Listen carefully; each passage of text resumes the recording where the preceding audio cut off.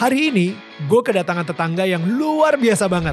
Seorang penyanyi hebat yang sudah berkarir selama 37 tahun. Sampai sempat jadi presenter, aktor sinetron, dan juga aktor layar lebar.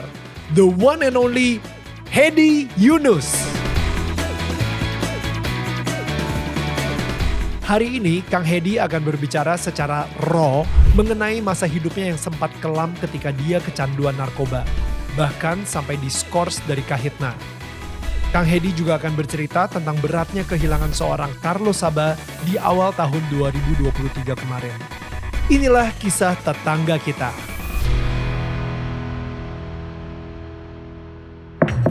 Hai, ini gue Daniel, tetangga kamu. Yuk kita mulai. Hai semua tetangga yang gue sayangin dan gue cintain. Well, kembali lagi di Daniel Tetangga Kamu. Dan sebelum kita ngobrol sama tetangga kita hari ini, gue pengen ngingetin aja kalau misalnya kalian bisa terus support kita. Support kalian tuh sangat berarti banget buat kita untuk memberikan kalian konten-konten yang bagus dan berkualitas. But anyway, cara supportnya adalah dengan klik tombol subscribe di situ, atau kalian bisa memberikan super thanks, atau mungkin kalian bisa membeli official merchandise kita. Kayak hoodie yang lagi gue pakai sekarang ini ada logo Daniel Tetangga Kamunya. Ini adalah official merchandise dari kita dan kalian bisa langsung dapetin dengan klik QR code yang ada di sini. Right? But anyway, sekarang kita langsung ngobrol sama tetangga kita hari ini, Kang Hedi Yunus. Halo Kang, apa kabar? Hai Daniel, thank you. Thank you for making time. Gue tahu. Thank you juga udah diundang sini loh. Akhirnya gue nyampe di sini. Wah. Kita jujur deh ya, syutingnya di akhir-akhir penghujung acara, dan gue tahu banget di penghujung acara itu Kahitna, Hedi Yunus itu jobnya banyak banget. Amin, alhamdulillah. Banyak banget. And yet lo masih menyempatkan diri untuk datang ke tempat kita, so it's a huge honor. Thank you udah diundang lah. Dan tadi gue sebelum masuk studio gue ngobrol sama Kang Hedi, gue bilang kayak Kang Hedi, tau gak sih kayak gue kadang-kadang suka gregetan gitu ya ketika ada orang yang bilang, aduh Daniel, aku udah ngefans sama Daniel sejak aku SD kayak gitu. Oh, gue jadi tua banget, tapi literally ini gue udah ngefans dari Hedi Yunus dari gue SD. Terus gue nanya, emang Daniel angkatan tahun berapa? Angkatan 81. Nah, gue berapa dong? gue lahir tahun 81 dan gue Kang lahir Hedi 68. Sudah ya, dan udah berkarya di tahun 86. Jadi 86 itu udah 81 gue udah mulai nyanyi. Oh 81 udah mulai nyanyi? Sorry. 86 Jadi baru mulai nyanyi. Gue baru aja ngelewatin balita. Jadi baru aja ngeliat balita, lu udah mulai berkarya, dan habis itu lu sendiri juga berarti sekarang udah 37 tahun nyanyi di dunia umur gue 55. Gokil. Alhamdulillah. Come on. Ini udah mengarah ke arah 60, tapi gila, secara influence, secara musik, secara job itu benar-benar masih ramai. Gue sih berharap banget ya ketika gue umur 55 nanti juga bisa se-eksis ini juga. Dan pasti bisa. Pastilah, kalau gue sih yakin kalau seorang Daniel Mananta itu pasti. Amin. Karena apapun bisa dikerjain. Yes. Dari mulai entertaining sampai ke olahraga, lari juga gila. Pace-nya parah, itu saling menunjang sih. Kita juga kemarin ketemu ya pas lagi di ini ya, Kang Hedi juga lagi seru-serunya lari tuh ya. Iya, gue kalau lari kan anak baru bisa lari itu pas pandemi awal, September 2020 gue baru bisa lari gitu. Cuman ya belajar pakai coach, habis gitu gue nekat gitu di support sama teman-teman. Kemarin jadi 2 tahun berturut-turut, setiap kali gue ulang tahun gue bikin event lari. Jadi birthday run, HY tahun ini yang Agustus kemarin gue ke 55 tahun. Tahun lalu gue bikin yang ke 54 tahun. Jadi bikinnya pengen mengedukasi dan ngajakin ke teman-teman yang memang belum pernah nyoba lari. Atau ngerasa dengar kata lari itu menakutkan buat mereka gitu. Enggak, lari itu jangan lu bayangin gue lari. Enggak gitu. Pelan-pelan aja dulu, itu pun udah masuk kategorinya lari. Selama formnya lari gitu. Udah gitu happy. 5,4 kilo, kemudian yang kemarin itu 5,5 kilo. Oh, gue pikir 55 kilo. Oh, itu mah Daniel Mananta. Temen-temen gue kayak gitu soalnya ketika umur 40 tahun 40 kilo lari gitu. Itu yang udah senior kan. Kita pengen ngajakin yang orang lagi kaum rebahan. Yuk Geret, ikutan lari, kita lari sama-sama. Happy sama-sama, kita ngerasain. Capek, pasti gak ada yang capek. Pasti gak ada yang gak capek. Namanya lari, bergerak pasti capek. Cuman happy. So good. Pokoknya pengen kasih sesuatu kebiasaan yang baru yang menyehatkan dan membahagiakan. Itu ya. Ini kita lagi ngobrol di awal tahun 2024 nih. Jadinya kalau misalnya kalian tiba-tiba tergerak pengen lari, kapan birthday run Hedi Yunus lagi? Insya Allah tahun depan, berarti 56 tahun. Ya. Agustus di sekitar ya area di tanggal 20-an lah. Mudah-mudahan gue udah bikin pengennya sih bikin birthday run high yang ketiga itu, yang ke 56 tahun. Yang lebih besar lagi kita bikin nanti. 5,6 kilo berarti ya? Kita lihat nanti kategorinya apa aja. Kalau 5,6 kilo mungkin ya akan ada, tapi ya mudah-mudahan akan ada lagi yang 10 kilo atau berapa, mudah-mudahan ada ya. Ya. Kalau Kang Hedi sendiri kemarin pas lagi yang kedua kali yang ngadain itu berapa orang yang datang? Berapa orang yang daftar? Hampir 250. What? Iya, karena pendaftarnya terbatas.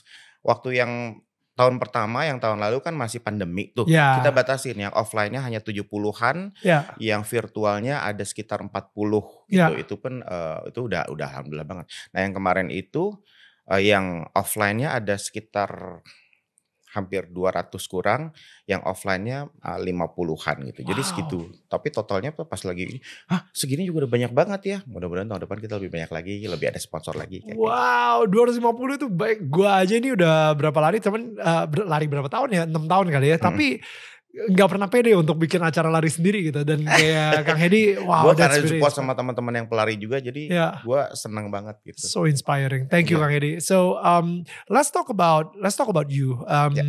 Jadi tadi Kang Hedi bilang 56 tahun berarti ya, 55 tahun lah. Tapi udah mulai memasuki ke 56 nih. Udah mulai menjurus ke 60 nih. 4 tahun lagi 60. 5 tahun lagi 60. 5 tahun lagi. Nah, let's trace back ke masa kecilnya Kang Hedi sendiri gitu ya. Itu lu sendiri, just a quick origin story aja dari Kang Hedi sendiri. How did you masuk pertama kali ke dunia entertainment dan nyanyi di tahun 86 tersebut? Masa kecil, masa sekolah, masa SMP, masa SMA sama dengan teman-teman yang lain, sama aja gitu. Gua sebagai salah satu putra 9 dari 9 bersaudara, anak bungsu. Ayah itu angkatan darat, ibu ya ibu rumah tangga biasa gitu kan gitu. Semuanya pendidikannya sama, tidak dimanjakan dengan orang semua pada pakai zaman-zaman dulu. Kalau sekolah kan zaman SD tuh zaman dulu sepatunya ada ya beberapa merek yang terkenal lah gitu, sepatu sneakers yang gitu. Gue enggak, gue mungkin nggak tahu deh, Daniel tahu nggak, atau enggak teman-teman yang seusia tahu nggak, ada dulu namanya sepatunya Big Boss. Nggak tahu nggak. Itu sepatu termurah tapi paling efektif, efisien, dan hari-hari buat sekolah itu paling aman gitu. Jadi sepatunya siapa dulu bintang laga gitu. Laga itu sebelum Chan Lung siapa dulu? Oh, sebelum Jackie Chan, Bruce Lee. Sepatunya Bruce Lee yang dia pakai. Sepatu silat yang gitu warna hitam gitu. Itu namanya itu yang sering kita pakai pada saat lagi sekolah itu. Dan itu harganya sangat murah gitu. Wow. Dipakai setahun lebih itu bisa robek. Cuma sama orang tua gue enggak dibeliin. Gue pengen sepatu yang itu dong, gue pengen sepatu yang 3 strip yang gitu. Ya, yang centang. Yang centang itu enggak dikasih, teman-teman semua pada pakai itu. Enggak gitu. Wow. Jadi memang enggak pernah dimanjain dengan berlebihan lah gitu. Ini terus, di Bandung by the way, masih di Bandung. Gua di Bandung. Lahir di Bandung 24 Agustus 1968. Oh my God. Wow. 68. Masuk SD gue kecepatan, umur 5 tahun. Jadi ikutin tetangga gitu. Jadi makanya semuanya serba kecepatan. Cuman alhamdulillah tuh 6 tahun SD jalan lancar, SMP 3 tahun lancar, SMA 3 tahun lancar gitu. Lebih aktif dengan ekstrakurikuler. Terus lebih senang memang berkesenian. Lulus SMA 86 itu lulus SMA. Nah gue mulai daftar ke Elva Music Studio di Bandung, sekolah musiknya Bang Elva Sesioria, untuk ikutan private vokal. Di situ, kemudian 87 baru mulai private-nya baru mulai jalan gitu. Nah di Maret 87 berarti cuman kursus berjalan 2 bulan lebih lah gitu. Yofi ngeliat. Karena di Kahitna kan ada di situ juga kan. Kahitna kan salah satu produk dari Elva Music Studio di Bandung gitu. Yofi ngeliat, Terus manggil gitu, "Head, masuk Kahitna ya," gitu. Wah, gue udah tahu sih Kahitna itu ada tapi masih band-band di Bandung aja gitu. Cuman personilnya kan orang-orang yang luar biasa di Kahitna itu gitu. Wah, masuk sama Kahitna ya, minggu depan kita latihan ya gitu. Itu Maret 87 gitu. Udah dari situ terus minggu depannya latihan dengan formasi Kahitna yang zaman dulu gitu. Formasi Kahitna zaman dulu tuh bandnya tuh lebih banyak personil dari dulu ada Indonesia 6. Jadi Yofi, Bang Hentris, Desi Arnas gitu-gitulah gitu. Yani dan Wijaya. Dan itu namanya masih Indonesia 6 apa udah Kahitna? Kahitna. Oh namanya udah Kahitna? Namanya Kahitna. Kahitna itu udah ada dari tahun 85 kalau gak salah sebetulnya 85 atau 86. Okay. Vokalisnya dulu tuh Ruth Sahanaya, Tri Utami, ganti-ganti lah gitu. Okay.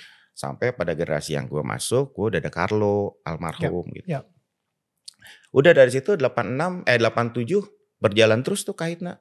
Nyanyi di kafe, reguleran di mana yang kita nyanyi cuma dibayar 10.000, nyanyinya 3 session 3 jam gitu. Sampai akhirnya gue tahun 89 November gue memutuskan untuk pindah ke Jakarta sendiri karena kuliah gue nggak bener di Bandung, maksudnya lebih udah ngerti dibayar, kenal duit, walaupun nggak seberapa ya, beli bensin juga nggak cukup dulu kan gitu, cuman maksudnya udah kenal duit. Terus kayak gini, gue ngerasa ada celah yang bisa gue kejar nih, ada satu titik terang di karir gue.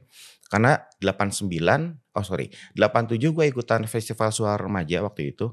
Gue juara 1 nasional. Dari situ mulai kenal dengan semua banyak musisi, Mas Adi MS segala macam.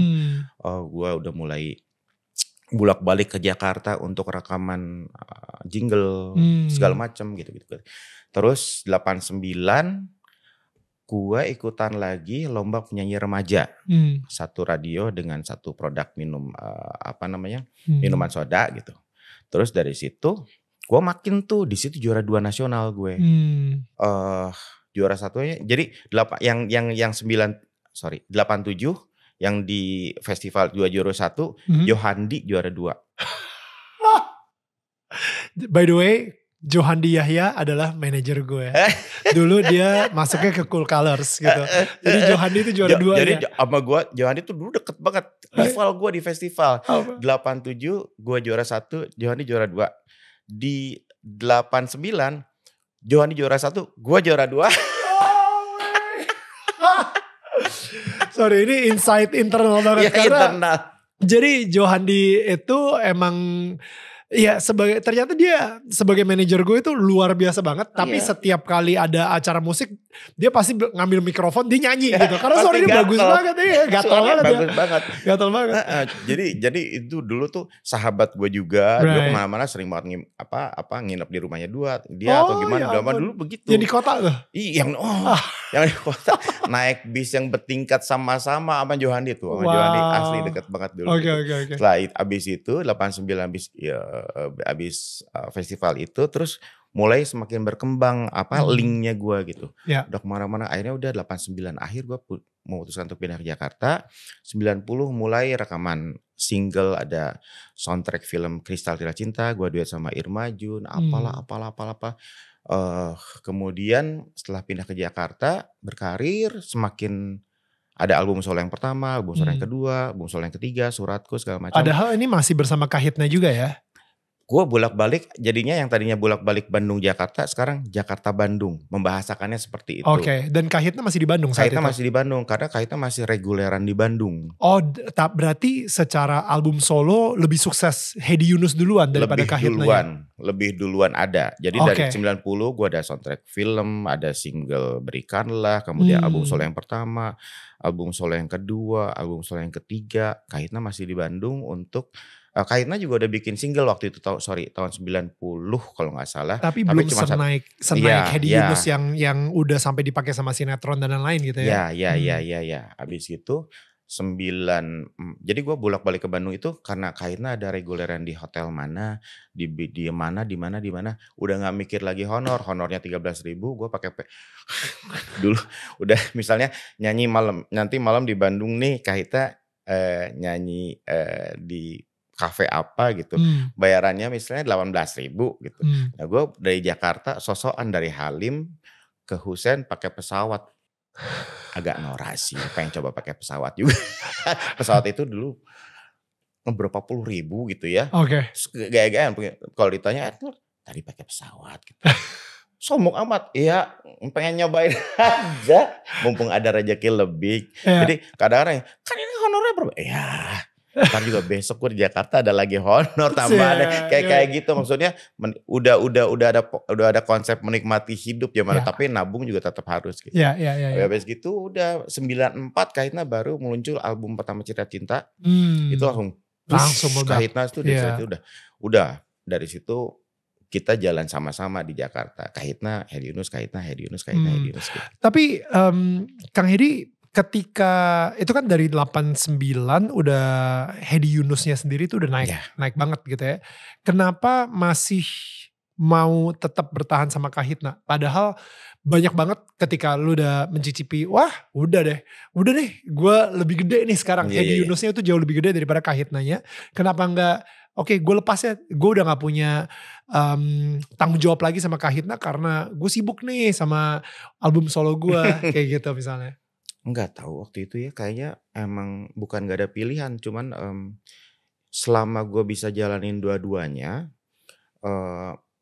saling mengisi waktu dan memang guanya juga suka kerja gitu ya, dari dulu sampai sekarang suka kerja gitu. Jadi kalau sibuk itu gue happy gitu. Jadi kalau lagi ada jadwal Kahitna, terus ada kosong, ada jadwal Hedi Yunus, ini Kahitna gitu. Gitu-gitunya tuh seneng gitu. Enggak betah yang terlalu lama berdiam diri, enggak ngapa-ngapain. Ya dulu zaman-zaman dulu suka main juga, suka nge-mall juga segala macam gitu. Cuman kayaknya sama-sama nikmat gitu, sama-sama enjoy. Gue nyanyi sendiri, bisa nikmatin gimana gue nge-explore diri gue sendiri di panggung seperti apa, ngadepin audiens seperti apa, cara berkomunikasi seperti apa. Kemudian begitu dengan Kahitna, gue bisa membedakan dan memposisikan diri gue sebagai salah satu pion di Kahitna gitu. Itu yang gue nikmatin adalah di sini tuh bersembilan loh, bukan gue Hedi Yunus, enggak gitu. Walaupun sempat sih awal-awal dulu tuh ya karena mungkin gue duluan sendiri solo karir gitu. Jadi ada masa-masa yang kayaknya Kahitna itu gue kayak terlihat seperti lebih menonjol. Itu gue berusaha untuk narik diri banget, enggak walaupun nggak bisa dipungkiri kalau kemana-mana, kalau misalnya kita tur ke kota, luar kota segala macam, ya impact-nya kan maksudnya foto segala macam gitu. Tapi gue selalu bilang kalau Kahitna itu ya bersembilan gitu. Kahitna itu kalau ditanya sama dulu kan kalau kemana-mana pasti kalau ke radio gitu, press conference apa gitu. Gue selalu bilang gini, Kahitna itu kita tuh bersembilan, ibarat kayak keluarga. Jadi kalau di keluarga itu setiap orang punya rumah ini Kahitna nih gitu. Nah setiap orang dari personilnya dari rumah ini pasti setiap hari keluar rumah masing-masing untuk mencari kehidupannya masing-masing. Yofi apa, gua apa, yang lain Carlo, waktu itu masih Carlo, kemudian masih personil yang lain gitu. Punya kegiatan sendiri-sendiri, ada yang sibuk di studio apa. Tapi tiap hari pasti pulang ke rumah juga. Pulang ke rumah ketemu dengan keluarga yang namanya Kahitna. Yang kita di situ juga bisa yang namanya adik kakak, ya bisa yang seru, bisa berantem, bisa apa, bisa kangen-kangen, tapi kita berkarya sama-sama di situ gitu. Jadi ibaratkan Kahitna itu kayak rumah kalau buat gue gitu. Jadi kalau lagi sendiri, kalau dengan Kahitna gitu. Dan harus pintar menempatkan diri sebagai salah satu personil, bukan sebagai seseorang Hedi Yunus di situ. That's amazing. Kang Hedi sendiri bukan cuma sukses secara individu, tapi as a team player juga sukses juga gitu. Amin, alhamdulillah. Dan maksudnya untuk gak gampang ya orang. Apalagi kita tahu kalau misalnya di Kahitna sendiri mungkin Mas Yofi gitu yang lebih jadi leadernya lah untuk Kahitna sendiri gitu. Berarti yang tadinya Hedi Yunus di luar sukses berkarir, tapi ketika di Kahitna harus nurut sama seorang Yofi Widianto misalnya seperti itu yang oke, gue ngikut lo. You know, it's not easy pastinya ya.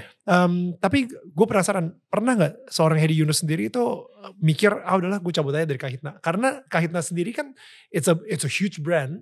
Banyak banget orang yang Maksudnya kalau misalnya kita ngomongin juga penyanyi-penyanyi dari dulu yang di Kahitna, ya mereka juga lepas juga gitu. Ada yang cabut juga dari Kahitna dan harus diganti juga dan lain-lain. Pernah kepikiran kalau misalnya dari Hedi Yunus sendiri? Kalau gue kepikiran untuk berhenti dari Kahitna sih sampai sekarang belum, enggak ada ya. Tapi gue diberhentiin pernah. Ya, Pak. Itu ada Mas Adi tadi cerita sendiri sih. Abis ini. Itu diskors gue pernah gitu, karena memang udah bandelnya udah kelewatan gitu. Ada masa-masa yang ternyata gue nggak bisa dikontrol sama sekali kayak gitu. Jadi sebetulnya mungkin juga waktu itu juga dari teman-teman kayaknya juga dari Yofi itu bukan dengan sepenuh hati bahwa gue harus dikeluarkan atau apa enggak gitu. Cuman ya sementara lu istirahat dulu deh. Benerin diri lu dulu. Baru ntar kalau udah bener baru balik lagi kayak gitu. Sempet sih seperti itu gitu. Cuman untuk elunya pengen cabut dari Kahitna belum pernah. Kalau cabut dari Kahitna sih sampai saat ini udah berjalan sekian lama gitu udah nggak ada sih kayaknya ya. Karena udah kayak ibaratnya mungkin kayak orang berkeluarga, berdua juga kan, berdua aja deh suami istri tuh bisa yang hari-harinya kan bisa segala macam terjadi. Ini kita 9 kepala. 9 hari ini sekarang 8 ya, Carlo udah nggak ada. Tapi maksudnya sekian banyak orang plus ada manajemen, ada kru juga yang kita hari-hari bisa kemana. Hari ini bisa di Surabaya, besok pagi-pagi udah di Semarang, lusanya kita terbang kemana-kemana di satu bis, di satu pesawat, di satu mobil van gitu, turun pesawat naik gitu deh. Ya, lu lagi gitu. Udah nggak tahu lagi mesti ngobrol apa gitu. Jadi ya kalau terlihat kadang-kadang orang-orang pada ngelihat ini kenapa dia diem-diem aja gitu. Diem-diem aja. Bukan karena musuhan, bukan karena apa, tapi nggak tahu mau ngobrol apa lagi. Kadang-kadang sampai ada yang memang kan setiap orang juga punya sifat masing-masing gitu. Ada yang nggak mau diem, ada yang tiba-tiba nyalain handphone nyala gitu. Shh, berisik gitu. Udah gitu-gitu aja. Bercandanya udah maki-maki, udah gitu-gitu. Itu kayak kalau Mario tuh. Si Mario, nih ya, anak baru berisik. Nyanyi-nyanyi, kalau dia kan nyanyi di kamar mandi, bisa sebelahan di hotel nih. Gue paling sering tuh sebelahan kamar mandi gue nempel kamar mandi dia gitu. Wow, gue gituin ya gitu. Berisik gitu. Dia tuh paling seneng nyanyi di kamar mandi sampai sekarang. Dasar anak muda, kalau udah gak muda juga sih, cuman maksudnya gila ya masih boros ngeluarin suara gue gitu. Ini udah kita aja kayaknya seumur gini udah mulai hemat-hemat suara gitu kan, jangan sampai tenggorokannya gimana gitu. Dia nggak gitu. Aduh udah deh. Jadi tadi Kang Hedi sendiri juga sempat mention ada masa gelapnya lah ya. Untuk seorang Hedi Yunus sendiri di Kahitna dan secara pribadi sendiri gitu. Can we talk about that a little bit gitu? So what happened saat itu? Mungkin kalau misalnya saya penasaran tahun berapa dan konteksnya sendiri itu seperti apa sih saat itu? Jadi kalau prinsip hidup gua itu adalah dari dulu tidak pernah mencoba, tidak pernah berniat untuk melakukan atau mencoba hal-hal yang memang tidak baik buat kita, buat tubuh terutama gitu. Contoh misalnya dari 90-an Kahitna udah nyanyi di kafe di mana-mana, udah di pub, di bar di mana, sampai pindah ke Jakarta di Hard Rock Cafe Jakarta. Segala macam. Gue udah ngeliatin semuanya pada udah minum sebelumnya gitu. Gue enggak, fresh milk. Oh really? Orange juice itu bisa kadang-kadang kalau paling all itu adalah soft drink. Itu paling top tuh itu soft drink. What? Yang lainnya ya udah air mineral gitu. Karena memang nggak ada dalam prinsip, maksudnya nggak kepikiran gitu. Pernah nyoba sekali di alkohol gitu. Alkohol lagi di Bandung minum Kahlua Cream. Kahlua itu kan minuman yang teringan untuk cewek ibaratnya ya. Kayak coffee cream gitu kan. Manis gitu. Iya, kopi manis gitu kan ya gitu. Gue minum tuh sedikit gitu. Terus mungkin agak tipsy gitu. Tapi begitu naik ke mobil gue tidur. Tidur nyampe dianterin sama teman, pulang sampai di rumah, pusing. Enggak, udah habis itu enggak lagi gitu. Sekali pernah lagi pas lagi di Surabaya waktu itu gue sama waktu itu Kahitna lagi jadi reguleran di salah satu hotel di Surabaya. Gue ada nyanyi, terus gue numpang nginep di sana gitu. Ada temen yang nyanyi gitu. Dia memang hari-harinya minum, ngobrol di kafe sampai malam gitu kan. Terus dia minum kayak gue pikir iced tea. Dia minum sedot gitu. Minum apa sih? Dia bilang ice lemon tea kayak gitu. Gue aus nih gitu. Minum aja nih gitu. Udah tinggal sedikitnya gini. Jadi udah tinggal dedeknya nih. Iya. Ampasnya nih gitu. Lo habisin. Gue minum. Habis set gitu kan. Long Island. Terus pas gini. Yuk balik ke kamar yuk. Kok gini ya? Pas nginjekin. Jadi dari bar stool gitu. Pas turun. Lu ngapain? Gue kasih minum apa lo? Kurang ajar. Kok gue gak nginjek tanah ya? Tapi ngakak-ngakak. Gitu-gitu. Apaan nih gitu-gitu.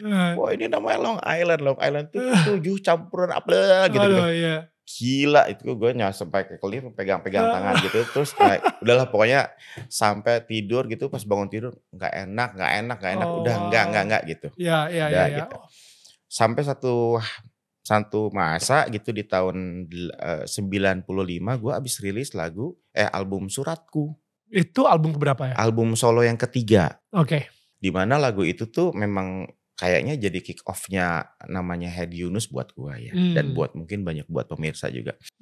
Rasanya itu tuh kayak orang tuh makin tahu banget ada ini single Suratku ini nih benar-benar yang bikin gue jadi kayak lagu Indonesia Rayanya gue lah gitu. Kemudian waktu itu ada duet dengan Ning Baizura, judulnya Antara Kita. Jadi gue berangkat ke Singapura juga. Jadi collab dengan penyanyi dari Malaysia. Collab dengan Ning Baizura di Malaysia. Jadi gue tuh sempat 10 hari di Malaysia, 2 hari di Singapura untuk promo dan sebagainya kayak gitu. Pokoknya album itu alhamdulillah sukses banget, megang banget. Terus di video klipnya juga di Jakarta juga jadi pemenang di video musik Indonesia apalah gitu-gitu. 95 gue ingat sih gue actually kalau misalnya cerita cinta meledaknya cerita cinta 94 ya. Iya. Nah gue Suratku 95. Ya. Jadi Kahitnanya meledak di 94, Hedi Yunusnya meledak di tahun 95. Iya.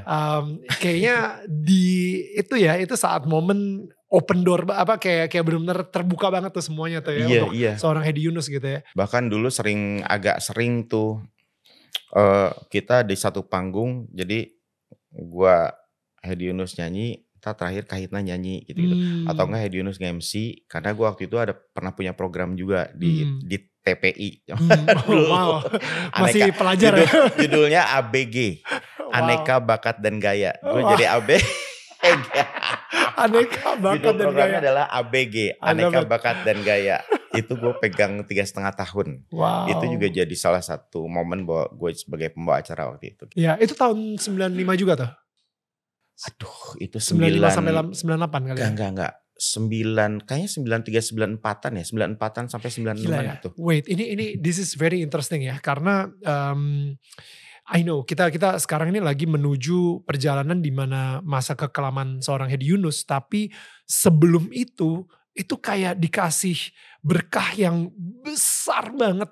Kahitnanya meledak, Hedi Yunusnya meledak, bahkan sampai ke Malaysia, sampai ke Singapura, tour sepertinya udah go internasional banget gitu kan. Dan habis itu sebagai presenter juga dapat award, video klip juga meledak, menangin award banyak banget. Kayak ketenarannya itu udah lagi di puncak-puncaknya banget gitu. Waktu itu tuh rasanya lagi seperti itu gitu. Sampai pernah mau cerita sedikit tuh. Pernah gue lagi ada event meet and greet. Itu kayaknya di salah satu mall di Roxy. Mall handphone. Di situ jadi gue sendiri. Sampai gak jadi. Gara-gara satu mall itu penuh sampai kaca pada pecah. Gila. Waktu itu ya. Gila. Gue cuma gini aja. Wow. Gue cuma harusnya nyanyi 5 lagu. Sampai akhirnya nyanyi satu lagu. Kemudian lagu yang kedua. Turun. Udah gak kondusif. Dibawa ke belakang. Udah akhirnya pulang. Gak jadi waktu itu. Waktu itu gue maksudnya gue pikirnya gini. Ya Allah gue tuh sempat seperti itu ya dulu ya. Ya memang mungkin Iya, semua ada masanya sih gitu. Iya Cuman ya? maksudnya gue mikirnya, ya Allah dulu tuh ya bisa sampai ada di titik seperti itu dan gue tuh Ya. masih yang antara nggak percaya sama yang, tetap gue selalu menempatkan diri gue, gue mah orang biasa-biasa aja gitu. Nah Really? iya iya, sampai sekarang gue masih masih suka kadang-kadang bukan nggak pede ya, cuman maksudnya daripada gue terlalu berbesar kepala, ngerasa Hmm. bagaimana, mendingan gue lebih, alhamdulillah itu semua harus disyukuri, Ya. sampai bisa segini juga gue alhamdulillah. Cuman kalau menurut ya alhamdulillah gitu aja, Ya. enggak yang gue kan gini, enggak. Bercanda-bercanda mungkin sama manajemen iya gitu, Ya, tapi ya. kalau misalnya secara jujur gitu gue, enggak kok, enggak gitu. Tapi Kang Hedi maksudnya sekarang kalau misalnya kita ngelihat balik, iyalah kita seperti itu. Tapi kalau misalnya pada saat itu ketika harusnya nyanyi 5 lagu akhirnya cuma 1 lagu dan sampai ditarik karena kaca pecah, orang, Gue eee cuman gini aja bengong di ruang apa, di office-nya gitu. Office tuh wow, terus semuanya kaca orang pada malu. Gue gini aja gitu, ini orang pada ngapain sih? pada histeris segala kayak gitu. Gue kemarin baru nge-MC, sebuah acara gitu dan ada Pak Presiden Jokowi juga. Nah, itu ketika Pak Jokowi masuk, itu benar-benar sampai teriak itu sampai Iya iya histeris iya gitu. iya. Sehisteris itu, gue bilang kayak, wow gila orang itu bisa ya. Kayak padahal dia jaraknya jauh banget sama Pak Jokowinya, Iya, dia cuma ngeliat dari screen, itu mhm. aja udah kayak ngerasa, gue lagi sharing O2 bersama Pak Presiden di satu ruangan. CO2-nya Pak Jokowi, gue hirup menjadi O2 buat gue. You know? Jadi itu aja bikin dia histeris banget gitu, Mhm. sampai kakinya gemeteran dan lain-lain. Nah, dan itu yang lu rasain, maksudnya lu ngerasa saat itu gila, lihat nih gue adalah orang terhebat di Indonesia saat ini. Ada nggak kepikiran seperti itu? Like, Kalau dulu, iya mungkin dulu adalah perasaan seperti itu. mhm, Namanya juga kita masih usia muda ya, masih mhm, di bawah 30 kayaknya. Jadi perasaan-perasaan yang anak baru jadi betul. gitu kan, kemudian, tiba-tiba mendapatkan popularitas. Cuman beruntungnya gue tuh menjalani semua itu memang dari bawah banget. Jadi ada Hmm, perjuangan yang gue rasain gak instan. lamanya nggak instan gitu, nyanyi di kafe itu lama bertahun-tahun, dibayar sekian sekian sekian sampai akhirnya, iya pindah ke Jakarta segala macam. Jadi semuanya by proses gitu, dan proses seperti itu yang satu persatu sedikit demi sedikit gue nikmatin, gue jalanin dan rasanya waktu itu sih rasanya ya, mentalnya lebih siap gitu, lebih nggak Hmm, yang gimana, nggak yang terlalu aneh-aneh, cuman ya agak royalnya dulu tukang ganti-ganti mobil gitu-gitu doang sih. ya, Cuman ya. yang berhubungan baik, menjaga sikap itu tetap harus dijalanin dari Rendah dulu, zaman dulu, hati iya iya, segala gitu. kayak gitu. Oke, so si masa kelamnya sendiri itu Oke, gimana? What happened? jadi di, mmm 95, jadi habis tadi, rilis album Suratku itu, lagi seru-serunya Hmm, promo, bikin klip apa segala macam gitu-gitu.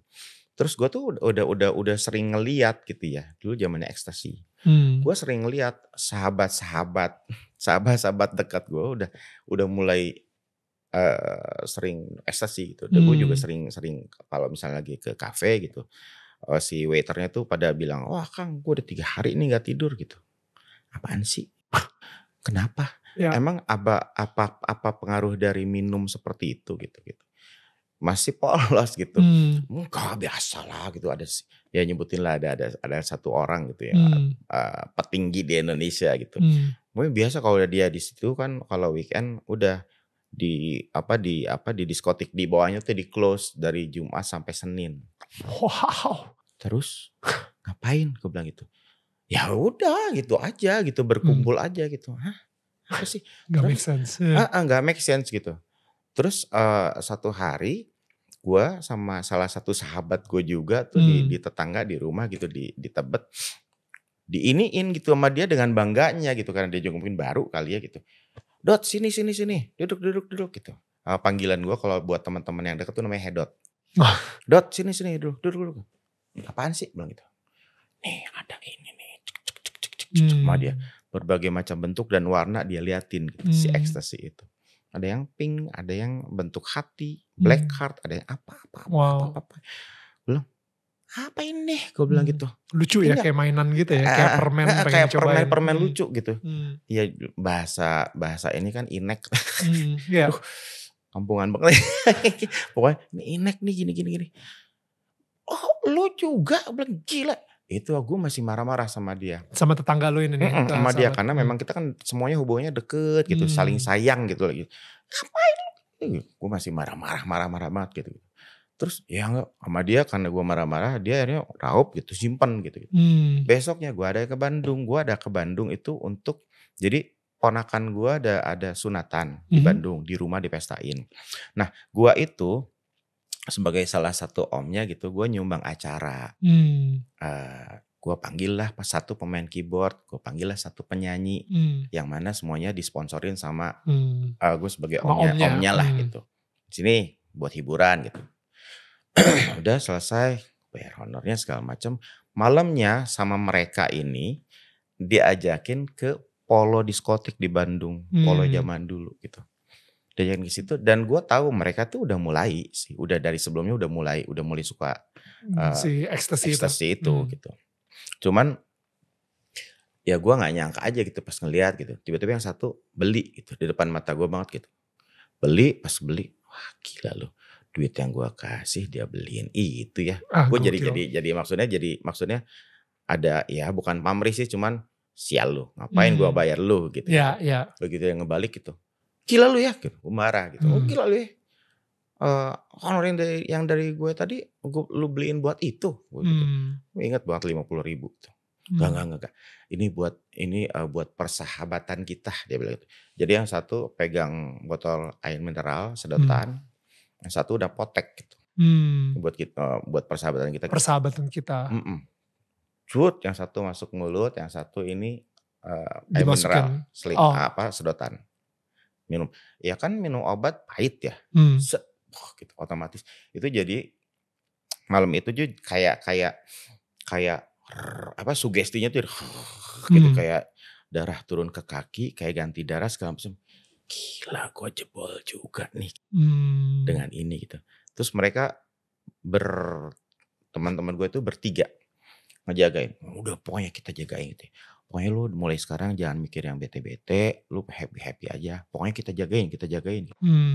Ya udah, gue karena udah masuk gitu kan, maksudnya udah keminum, yaudah deh, gue nurut aja deh. Terus gue tuh sering ngelihat orang-orang yang seperti itu kan. Dalam hati gue selalu bilang gini, kalaupun gue minum nih gitu, gue nggak boleh norak kayak gitu. Ya apa godek-godek gitu. Gue nggak boleh norak kapuan kayak itu. Gue nggak mau. Gue tetap cakep, tetap apa gitu. Of course. Orang-orang karena pada ngelihat gue nih gitu kan. Yoi, orang-orang tahu gue Hedi Yunus nih. Ya Allah. Kan itu semuanya kaca ya gitu. Otomatis tiba-tiba gue ngelihatnya kaca aja gitu. Apa yang terjadi di diri gue. Jadi gue pelajarin juga dari hari pertama udah di keminum itu tuh. Gue pelajarin, gue rasain apa yang terjadi. Apakah sama dengan kalau gue minum alkohol yang kemarin gue pusing segala macam gitu-gitu. Terus mereka jaga, pakein topi, gue dijagain, pakein topi, nutup muka gitu. Terus gue gini aja gitu. Gue rasain, kok gak rasa apa-apa, Tiba-tiba lama-lama, kayaknya ada sesuatu deh gitu-gitu. Maksudnya yang gue bilang, oh ini semuanya masih bisa dikontrol, masih bisa dirasain, gue masih bisa, gak kayak minum kemarin itu. Bahkan selesai itu, diskotiknya tutup, terus gue ke mobil sama mereka berempat. Mereka sini gue nyering, enggak, gue pengen coba, gue nyetir masih bisa gak?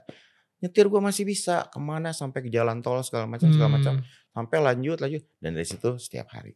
Wah gila. Habis itu ternyata gue, ya karena gue pikir waktu itu ya, gue masih bisa kontrol, masih bisa nggak kenapa-kenapa, masih bisa rasanya nggak mabok, nggak kenapa gitu. Terus besoknya gue pulang ke Jakarta, di Jakarta, kayak sultan dari mana disambut sama teman-teman gue yang udah lebih dulu itu. Masuklah gue waktu itu M Club di Blok M Plaza. Lantai, selamat datang Hedi Yunus. Katanya gitu, kayak Maksudnya kayak mereka tuh nunggu momen itu ternyata selama ini gitu. Wow. Maksudnya momen kerusakan ya. Iya, Maksudnya iya. bukan sesuatu yang baik gitu. Datang gua, aduh gila ya. Datang yang tadi masih pakai topi gimana sampai apa namanya? Ya sampai akhirnya cuek lah segala macam Iya, gitu. iya. Dan saat itu yang gua rasain itu kenapa gua bisa jalanin terus karena di hari ketiga atau ke hari keempat gua tuh ada syuting sebagai host di eee apa namanya, TV swasta waktu itu masih di Mmm. Surabaya, Mmm. syutingnya masih di Surabaya. Wow. Jadi gua jadi host untuk acara pemilihan apa remaja gitu ya, Oke. model-model remaja. Itu Daniel gue opening, eee, skripnya waktu itu, direkturnya Denny Malik, gue inget banget. Wow. Skripnya panjang sekali, hampir 3/4 halaman, opening seperti itu. Terus, harus gua hafalin, dulu masih belum ada Nggak ada teleprompter. nggak ada apa. Wow. Gua hafalin, syutingnya mulai pagi-pagi, malamnya abis Habis, minum, inek. habis. Ekstasi.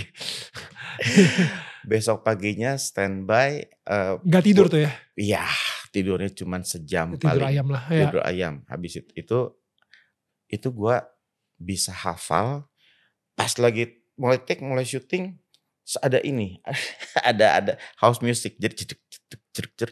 Jadi gua cool banget men. Oke, jadi Ya. acara remajanya dapet, terus gua Ya. sambil gitu, Wow. gila lu gokil. Itu Wow. makin ngerasa, kok gua bisa dipakai kerja gitu. Oh wow. Jadi akhirnya ekstasi sendiri dipakai untuk kerja atau lu ngerasa, gue bisa nih handle semuanya dengan si ekstasi ini? Ya dari tadinya cuman untuk Fun. bukan untuk kerja ya, Ya. fun di setiap kalau lagi break, maksudnya lagi weekend Lagi gitu-gitu. mati gaya. Mati gaya atau enggak ya dari yang itu sampai akhirnya jadi hari-hari. Jadi Jadi kecanduan setiap gitu. hari, Ya. setiap hari tuh maksudnya tapi bukan yang misalnya mau perform terus gua minum, enggak gitu. Enggak, oke. Tapi selesai itu pergi, selesai itu lanjut, selesai nyanyi lanjut, selesai nyanyi Ya. lanjut. Jadi Karena gue tahu ada beberapa selebriti juga yang sayangnya dia ngerasa tidak asik di kamera, di depan layar tanpa menggunakan Iya, karena kalau itu karena mungkin ketidakpedean. ketidakpedean ya Dia gitu. introvert, akhirnya dia mau Mhm. gak mau harus Padahal pakai mungkin dilihat di kamera mungkin busuk banget mukanya. penyok bro. Penyok bro, mulutnya kenapa? Kayak gitu. Tapi kalau gua nggak selesai nyanyi lanjut, selesai nyanyi Gak ada lanjut. hubungan, pokoknya emang itu bener-bener cuma kalau misalnya habis mati gaya atau enggak, ya untuk merayakan habis kerja ya udah lo. Iya, pulang begitu gitu. Terus Oke. terus ya tapi yang dari cuma weekend lama-lama every Everyday. day. Gila. Cuman begitu masuk bulan puasa, gue 1 bulan enggak. Wow. Bener-bener yang ekstasi ya. Ya, bisa nahan diri juga gitu. Bisa Ya? enggak, gua enggak mau. Sampai diteleponin, enggak, gua enggak. Lagi Puasa puasa. di rumah aja gitu. Baik-baik diteleponin, enggak, gua di rumah aja. Wow. Gitu. Bener-bener puasa biasa seperti yang diajarkan sama kedua orang tua dari kecil seperti itu gitu. Itu maksudnya alhamdulillahnya ada di situ gitu. Tapi udah gitu malam takbiran pulang ke Bandung, malam takbiran bukalah dengan yang manis. Puasanya malam-malam habis dulu kan kalau malam takbiran tuh kita ada apa namanya yang bagi-bagi sembako. Bukan sembako sih, maksudnya bagi-bagi amplop ke tukang beca segala macam gitu kan. Ketemu sama teman-teman yang memang sama gitu. Mau enggak. Malam-malam. Besoknya sholat Idnya juga kita lagi gitu. Wah gila sih. Cuman apa namanya selama pakai ekstasi itu juga gue kalau misalnya pulang ke rumah itu kalau subuh gue mandi wajib, terus gue masih sholat subuh dalam kondisi yang memang lagi tidak menentu tuh badannya tuh. Wow. Kan itu kan ruku sujud gitu subuh, ya Allah ini tuh ya ini gimana banget. Tapi gue karena mungkin ya alhamdulillahnya ajaran dari ibu ya, terutama ibu kan punya yang netipin dimanapun apapun sampai dalam kondisi apapun sholat wajib 5 waktu itu nggak boleh ditinggalin gitu. Jadi di prinsip gue tuh di kepala gue tuh masih kayak gitu. Walaupun dalam kondisi gue ini lagi masih belum lagi gitu loh. Ya. Tapi pulang ya udah gue mandi wajib, mandi junub gitu. Terus sholat subuh dalam kondisi yang, ini gimana ya gitu-gitu. Pernah gini hari Jumat, udah basi kali ya, Jumat pagi nih, pagi di kota gitu, jam 9 pagi. Aduh, gue nggak tahu mesti ngapain lagi ya, udah berhari-hari on nggak bisa apa, tapi gue melek terus gitu. Terus gue tiba-tiba ke teman gini pamit, gue pulang dulu ya. Mana lu? Gue mau Jumatan. Gila. Wow. Gue mau sholat Jumat gue. Ya. Bikin bete lu. Bete itu bad trip ya saat itu ya. Bikin kesel ya gitu. Lu bikin gue ngedrop katanya gitu. Lah iya gue mau pulang dulu bentar ya. Ntar gue siang balik lagi. Gue bilang gitu. Bentar mereka yang mukanya udah gak tahu kayak apa gitu ya gitu. Terus iya bentar ya bentar. Pulang tuh jam 10 pagi ke pulang. Rumah masih di Tebet tuh itu. Pulang nyampe rumah. Makan. Jumatan. Mandi. Sholat Jumat. Wow. Pulang ke rumah makan lagi. Berapa jam 3. Ambe. Tapi Kang Hedi, ini menarik banget karena gue baru aja baca kalau di Alkitab gitu ya ada buku namanya Mazmur, dan di situ dia bilang kayak Tuhan, aku akan terus mencari Engkau, Engkau ada di kesuksesan atau di surga gitu ya, di situ aku menemukan Engkau gitu, dan habis itu ketika aku menaruh matras untuk tidur di jurang kekelaman, aku juga tetap menemukan Engkau. Gue ngelihat ketika gue lagi baca itu, gue ngelihat kayak gila ya. Sebenarnya bukannya kita menemukan Tuhan, tapi Tuhan terus berada sama kita ketika kita lagi merasakan kenikmatan hidup, sama ketika kita lagi rusak-rusaknya banget, Tuhan tetap setia untuk nemenin gitu. Jadi pas lagi ngejagain ketika lagi Jumatan pun juga Tuhan tahu kalau misalnya of course lah Kang Hedi lagi on banget misalnya kayak gitu, pas lagi sholat juga lagi on banget, lagi subuh juga on banget. Tapi Tuhan tetap ada di situ gitu, ngejagain gitu. Sesayang itu Tuhan ngikutin dan setia itulah gitu untuk ngejagain Kang Hedi juga.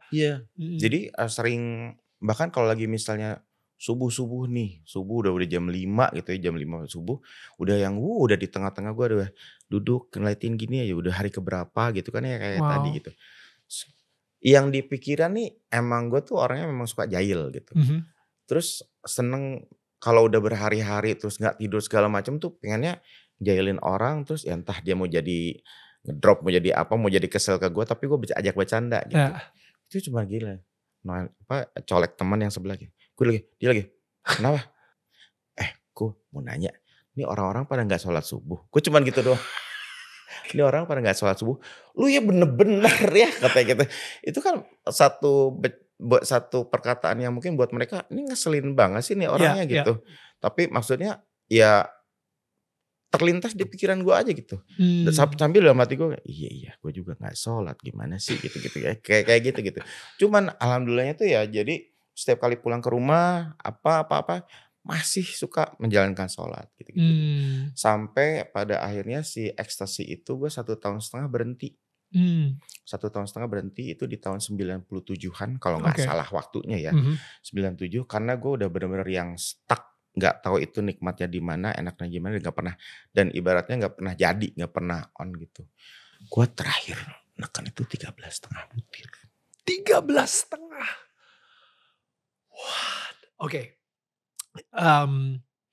Ini emang cara setan banget ya. Banget. Di apapun. Ini mungkin buat tetangga kita gitu ya. Jadi di apapun, pertama lu dikasih kenikmatan dengan hanya setengah butir. Tadinya kan setengah butir, kasih kenikmatan. Tapi dari situ kayaknya kenapa ya kok gue gak berasa apa-apa ya dengan 1 butir. Kok gue gak berasa apa-apa dengan 2 butir. Kok gue belum berasa apa-apa, kayaknya harus nambah sampai 13,5 butir. Ini sama juga sama apapun itu gitu. Yang buruk buat dunia ini. Buruk dari dunia ini untuk kita gitu. Misalnya contoh temen gue gitu ya. Dia kecanduan sama pornografi. Jadi pertama ya udah nonton yang semi-semi gitu. Sampai akhirnya dia ngerasa kayak wah ini kok gue butuh kick yang lebih, kick lagi lebih. Sampai binatang pun juga dia nonton gitu. Binatang sama manusia.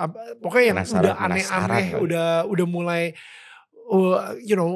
ayah dengan anak lah, kakak dengan adiknya lah, dengan pokoknya dia benar-benar berusaha banget untuk ngedapetin that kick lagi. Dan itu makin aneh kan, fantasinya makin aneh ya. Dan sama juga dengan judi, sama juga dengan apapun lah, yang drugs juga, karena lu kayak pengen ngedapetin that kick. Bahkan shopping atau misalnya makan atau apapun lah. Jadi ya itu sebenarnya kayak yang ditawarkan sama dunia ini untuk kita kecanduan, dan semakin kita ya itu 13,5 butir sih gila sih. Iya, iya. Heeh. Itu udah dalam satu malam. Jadi dari malam Minggu sampai ke malam Minggu, hari Minggu pagi, eee, malam, ke Senin subuh ya. Iya. Senin subuh tuh yang jam jam 4-an gitu, udah gue pulang gitu. Karena udah satu hari itu pun di hari Minggu paginya tuh gue masih udah Minggu pagi tuh udah dari malam Minggu sampai ke Minggu pagi tuh gue udah 7 lah sekitar gitu. "Pon nggak?" "Enggak kayaknya," gitu. Ada Wow. teman gue yang mau kubur keluarga dulu di puncak, "Gue ikut Oh. deh," gue bilang gitu. Gue ikut ke dia, terus di tempat sana dia kumpul keluarga di bawah di villa gitu, gue ikut tidur di atasnya gitu. Tidur, Wow. tidur siang, bobo siang, Gila. terus dibangunin, "Gue udah kumpul keluarga udah, yuk lanjut lagi ke kota lagi," gitu. Gila. "Berangkat lagi, lanjut lagi," gitu-gitu. Wow. Kayak gitu terus sampai hari Senin subuhnya itu, terus gue gini aja gitu, Mmm. "Gue udah berapa ya? Mmm. Kayak gue tadi udah 12 deh." Terus Mmm. tanya lagi sama temen, itu udah di boost pakai segala macam lah ya, udah bikin minuman, yang namanya Long Island tuh dulu Long Island udah bisa jadi single, double, triple, bisa semalam itu bisa 3 gelas. Yang tadinya cuman sedikit Katanya cuma aja segini udah pusing, iya. itu bisa pokoknya asal gue udah minum ekstasi sedikit, gue udah Mmm. bisa minum tuh. Udah Mmm. segala macam minuman udah dan bukan nggak kenapa-kenapa, maksudnya ya Allah alhamdulillahnya selamat gitu, Iya. nggak baik-baik aja, sampai akhirnya gue putusin, "Gue pulang deh." Gue Mmm. pulang tapi nggak bilang mau berhenti ya. Mmm. Pulang, nyampe rumah, terus gue udah tidur 6 hari. Gila. 6 hari itu maksudnya, eee, tidur, bangun, tidur, bangun, tidur, bangun, Oh, wow. baru seger tuh yang di hari ke-6 gitu, baru gini, "Oh udah, ini udah dendam tidur gue selama 1,5 tahun ini udah kebayar kali ya." Udah Wow. akhirnya gue mandi, baru mulai aktivitas, mulai olahraga lagi segala macam segala macam segala macam. 3 bulan seperti itu, masuk masa-masanya sabu. Oh, no.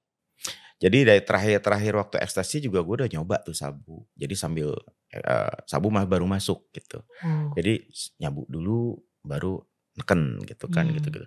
Cuman waktu itu masih yang nggak bisa, apa ya.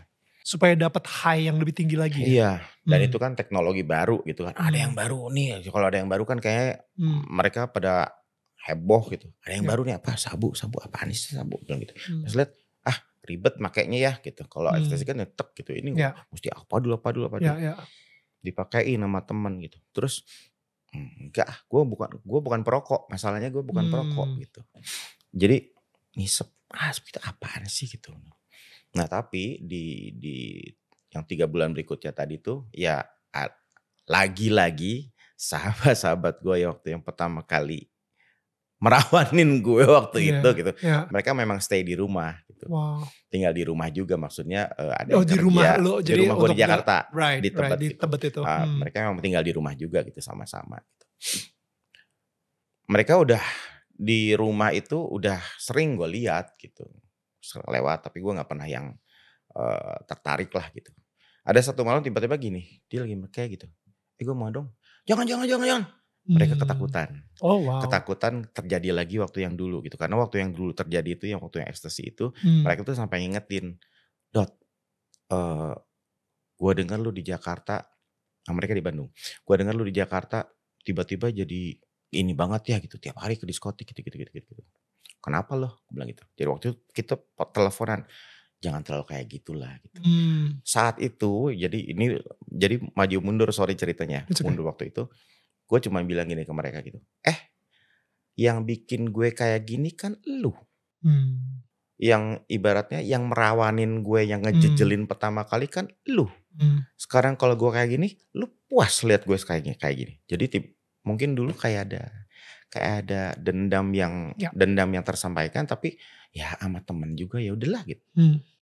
dan gue nggak berani menyalahkan 100% kesalahannya mereka karena gue juga bisa nikmatin pada saat itu. Betul. Cuman pada saatnya diingetin seperti itu sama mereka, gue cuman ngebalikin ngomong gitu. Puas lu lihat gue kayak sekarang. Gitu cuman gitu. Yeah. Terus habis itu udah gitu. Nah pas lagi balik lagi ke yang 3 bulan itu, pas gue ngomong, mau dong gitu. Enggak. Ntar lu kayak dulu lagi gitu. Enggak lah, kalau sabu mah gue enggak. Sabu karena gue liatnya juga masih agak-agak aneh gitu. Kan gue bukan perokok, kayaknya pasti gue gak akan pasti kecanduan. Susah tuh, pasti. Emang iya awal-awal gimana ya gitu ya gitu. Cuman kan kalau udah si asap itu udah masuk ke dalam tubuh walaupun keirup apa enggak, sedikit demi sedikit kan ada masuk lah gitu ke otak segala macam gitu. Efeknya ada gitu. Udah dari situ kita jalan yuk gitu. Dulu masih ada satu klub di Jakarta Selatan, ke situ yuk itu Zanzibar. Ya. Ke Zanzibar, jadi lagunya lagu-lagu klasik, lagu-lagu juga Indonesia gitu. Situ Zanzibar dulu dengar musik, enak ya gitu. Lanjut yuk ke kota yuk. Udah mulai jadi kayaknya di kepala nih. Lanjut dari situ. Udah dari situ besok-besoknya lagi-lagi gue ketagihan sabu itu. Dan si sabu itu jauh lebih parah. Gue berjalan selama 3 tahun. Dari yang punya mobil apa sampai sedikit demi sedikit ganti mobil sampai yang terburuk gitu ya, asal punya mobil segala macam kayak gitu. Terus sampai kalau ini salah satu saksi bisu ini pernah gue mugadein. Wow, cincin ya. Untuk bayar listrik. Bayar listrik. Jadi gue nyuruh supir gue waktu itu gitu. Mang, tolong dong waktu itu kan di Tebet tuh ada, di rumah di Tebet itu, di depannya tuh ada kantor pegadaian. Sorry dong, sana dong. Ini tuh, ya kalau beli mungkin berapa lah gitu ya. Gue pikir bisa digadaikan dengan harga yang sepadan dengan ini gitu. Gue kan gak tahu peraturannya gitu. Terus si supir itu balik lagi, dan apa cuma dihargain 250.000, katanya 250.000. Lah, apa 250.000? Jadi gak jadi sih gitu. Cuman alhamdulillah tuh ada aja rezekinya. Cuman lebih boncos lagi sih kalau si sabu itu tuh lebih kayak kalau ekstasi misalnya saat itu 50.000, kalau misalnya sabu emangnya lebih mahal jauh? Kalau ekstasi itu dulu gue tuh lebih sering dapat dikasih. Oke. Kalau sabu lu nyari dan lu beli sendiri. Dikasih tapi lebih seringnya beli.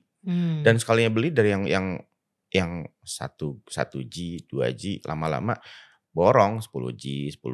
Gram ini, G ini maksudnya gram. Ya, 10 jadi kalau misalnya saat itu maksudnya tadi ganti-ganti mobil tuh berarti mobil dijualin untuk beli si sabu ini sampai akhirnya. Iya,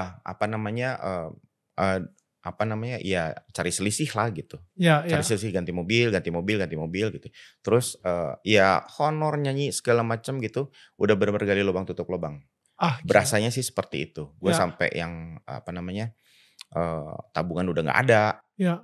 Dulu kan tabungan cuman ada satu rekening di satu bank yang masih punya ATM, cuman itu doang lah gitu.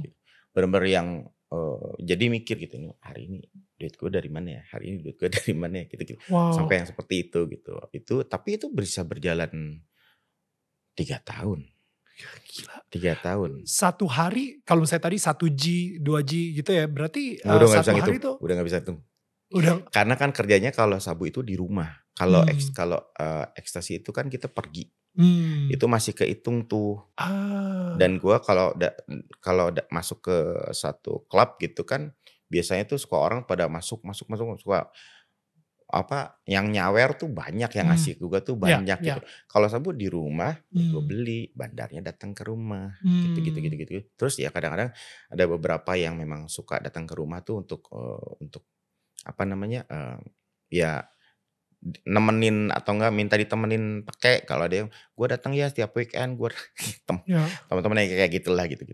Terus ya hitungannya sih gue udah mulai nggak jelas ya. Itu 1G itu bisa, atau 10 gram itu bisa habis untuk berapa hari gitu. Karena udah nggak pernah ngitung lagi gitu. Yang dari yang harga per gramnya yang dapat dari 400 sampai 300.000, paling enggak tuh seminggu mungkin ya 5 jutaan aja sih keluar seminggu. ya. Paling enggak ya untuk itu. Dan itu lu udah kecanduan banget sih. Udah apalagi 3 tahun gitu ya. Dan saat itu Kahitna sama karirnya Hedi Yunus sendiri gimana? Masih besar? Jalan banget dong? Jalan banget.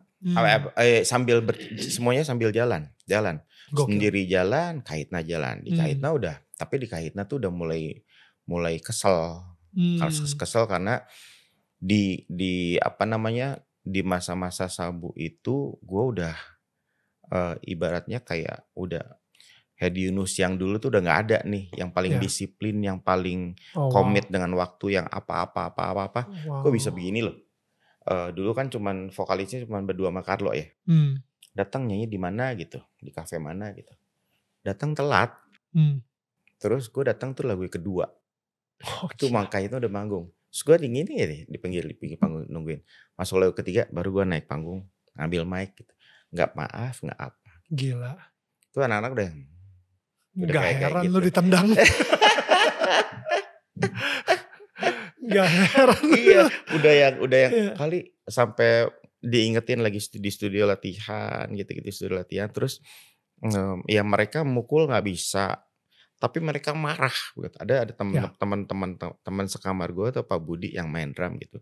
Dia tuh kesel banget karena tahu gue dari awalnya seperti apa gitu kan gitu. Dia tuh sampai hari itu tuh di studio latihan.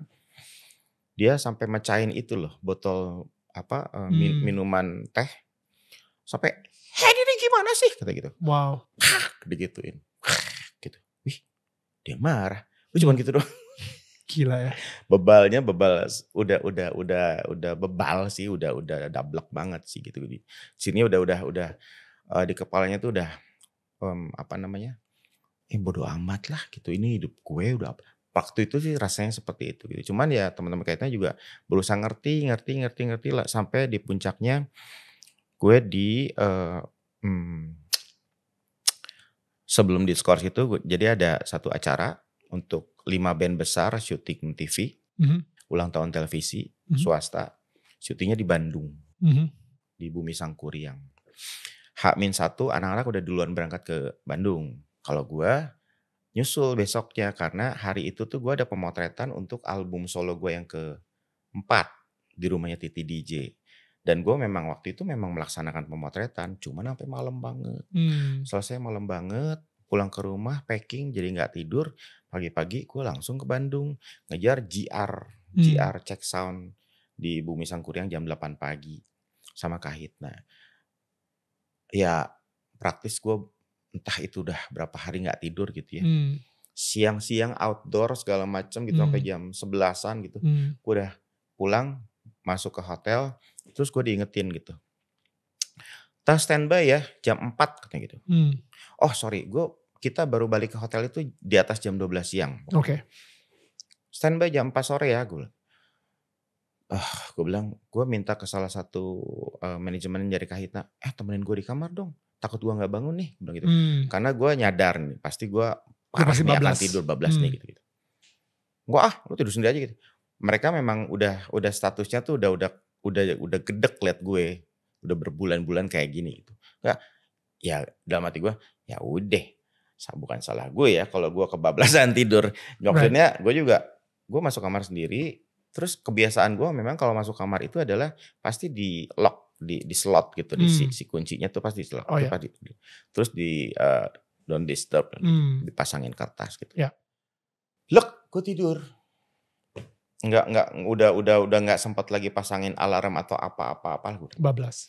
Standby harusnya jam 4 sore jalan, terus on air, on cam itu jam 8 mulai. Lagi tidur gue bangun gini. Duduk. Ya apa nih? Oh pintu kamar. Gue liat jendela kamar kok gelap ya. Jendela si gorennya masih kebuka kan.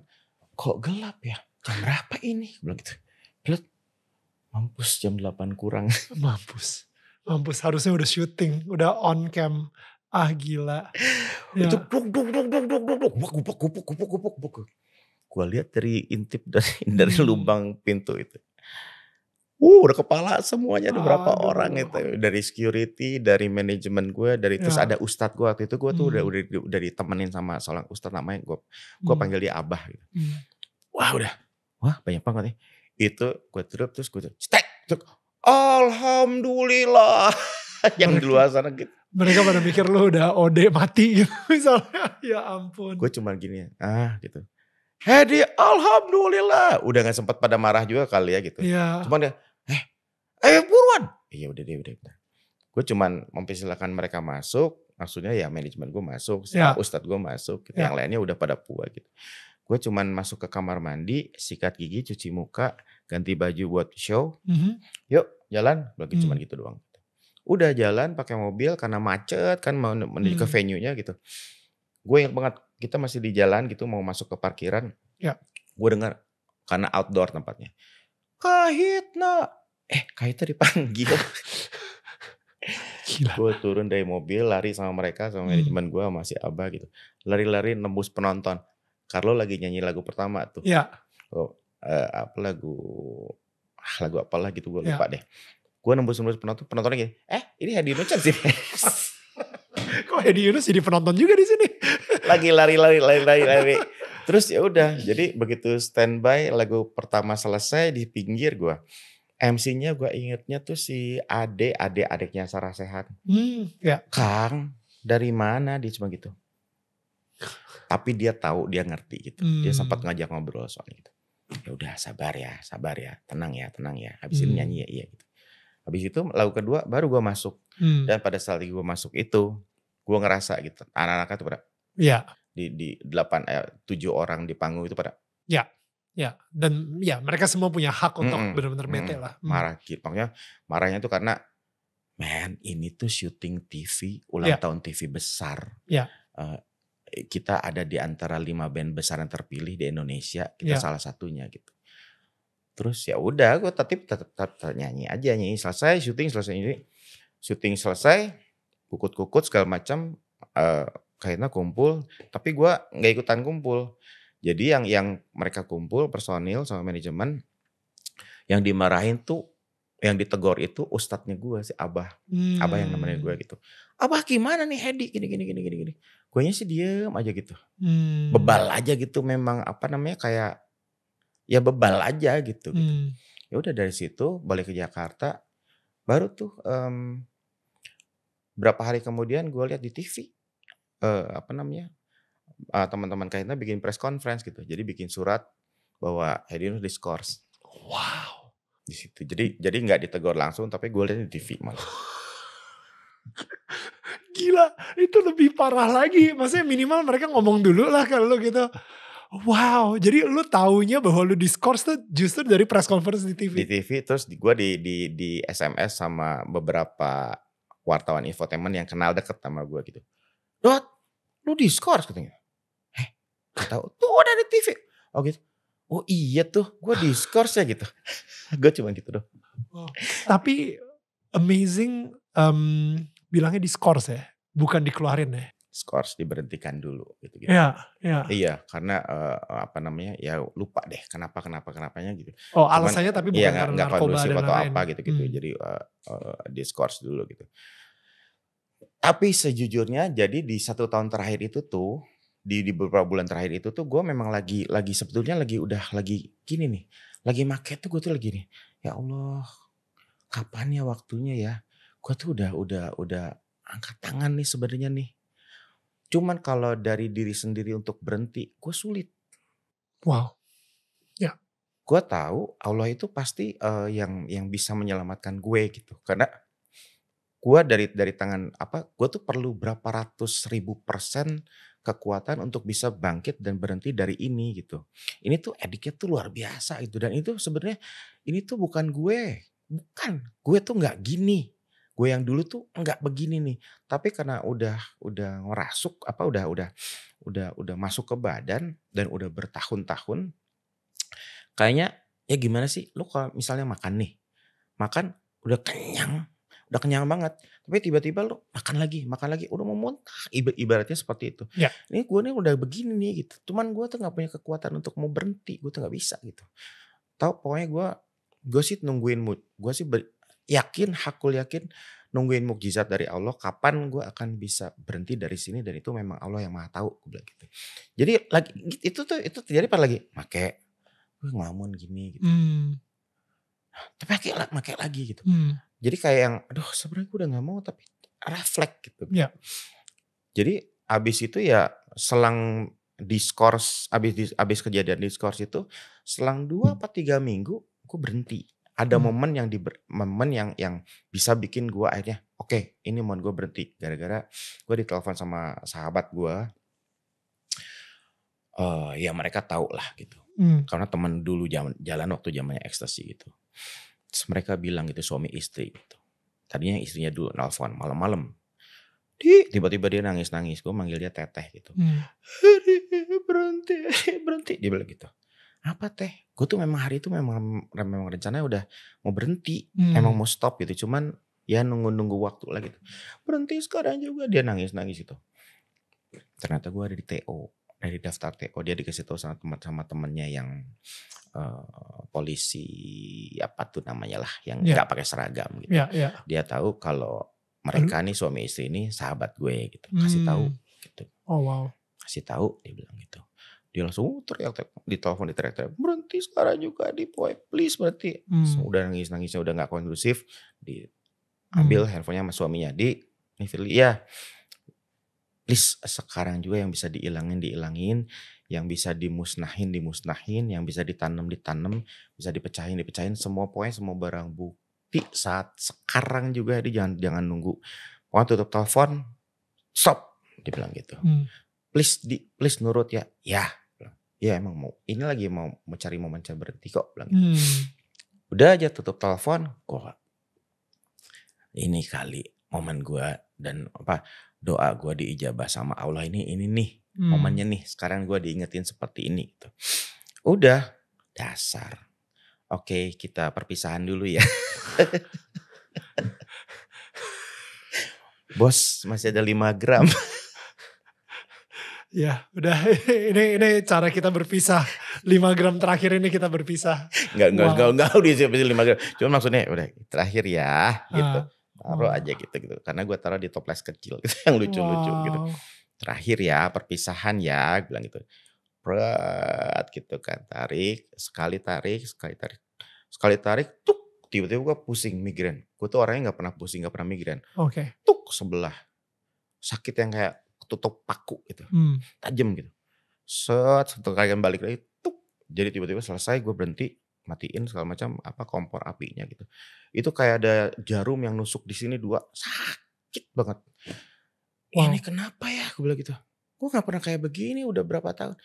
Tapi dalam hati yang langsung ya udah mungkin ini doa lu dijawab, doa gue dijawab dengan seperti ini nikmatnya dihilangin. Supaya gue berhenti, ya udah gue nih gini nih, sakit nih sekarang nih. Wow. Udah saat itu juga yang gue lakuin yang pertama adalah hal yang selama ini gue jaga-jaga, jangan sampai kenapa-napa sabunya itu gue flash pakai air. Nih dari gue sendiri, gue yang keputusan gue sendiri yang selama ini gue ibaratnya gue jaga-jaga, gue flash dulu pakai air, hancur, udah masuk ke kloset, habis itu baru gue beresin semuanya, cek, terus gue ke Bandung 6 hari di Bandung ditemenin sama si Abah itu, terus gue pulang ke rumah, di mana ada orang tua segala macam kayak gitu, terus gue lagi-lagi tidur selama 6 hari, sama prosesnya seperti itu. Tidur selama 6 hari gue di kamar gitu. Cuman waktu yang ekstasi itu gue masih di rumah di Tebet sendirian. Yang mana sekarang ditemenin sekarang gue di rumah itu ada orang tua, ada nyokap, ada bapak segala macam gitu. Yang mana harusnya mereka curiga. Logikanya kan nih anak 6 hari tidur, pintu gak dikunci. Apa yang lo lakuin selama ini gitu ya? Iya. Enggak loh. Itu gue setiap kali bangun selalu ada botol air minum di termos gitu, di termos besar gitu ya, air putih, gelas, terus selalu ada biskuit. biskuit yang di dalam dimasukin ke Kebun. di tempat makan gitu. Ya. Selalu setiap kali bangun gue itu Pasti ada ada. terisi. Wow. Maksudnya selalu penuh, terus kan gue bangun refleks makan karena lapar kan gitu. Terus kalau bangun lagi tuh ada lagi keisi terus gitu ya, nggak pernah Wow. kosong gitu. 6 hari kayak gitu loh. Gue cuman bisa bangun ke kamar mandi, itu pun kalau ke kamar mandi buang air kecil tuh limbung. Terus kalau buang air besar gue duduk sebentar gitu, kayak gak ada tulang gitu. Ya. Efeknya recovery-nya tuh jauh lebih parah daripada si ekstasi itu gitu. Terus sampai hari ke-6 udah baru bangun seger, baru gue udah hidup nih sekarang nih gitu. Baru mandi segala macam gitu. Terus ya udah gue duduk di ruang tengah makan gitu sama mama segala macam gitu. Tapi itu yang namanya orang tua apalagi ibu gitu ya, nggak nanya, nggak apa. Lu kenapa?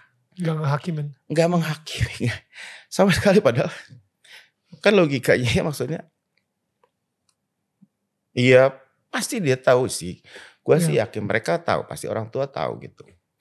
Cuman bener-bener nggak ngutik sedikit pun sampai meninggal gitu, enggak sama sekali nggak nih. Itu luar biasanya ibu gitu.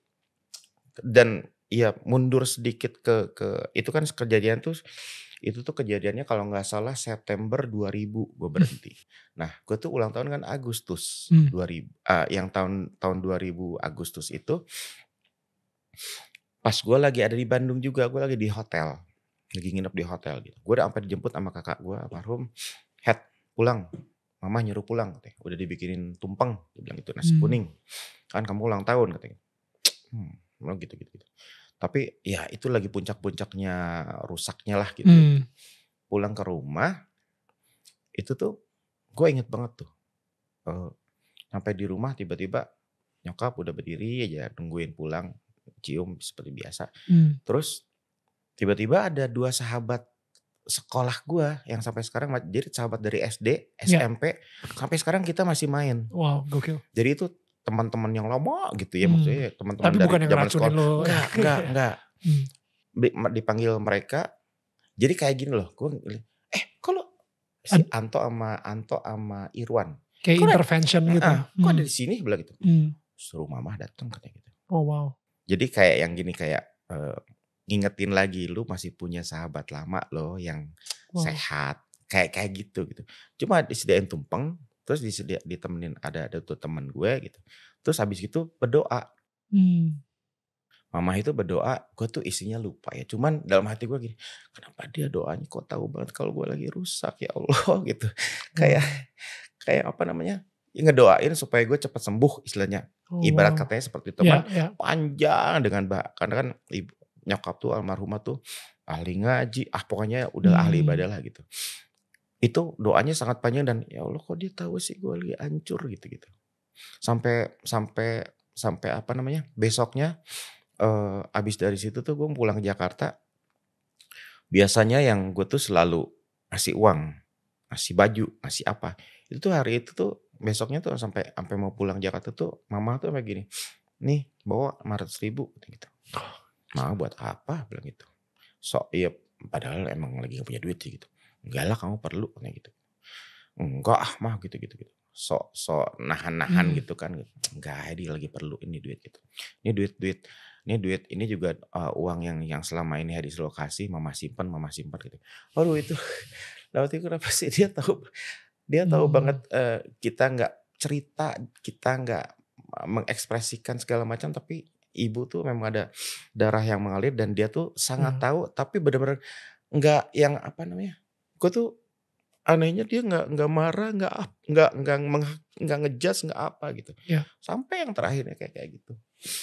Terus ya udah jadi dibikin nyaman aja gitu pada saat gue udah di September berhenti itu tuh.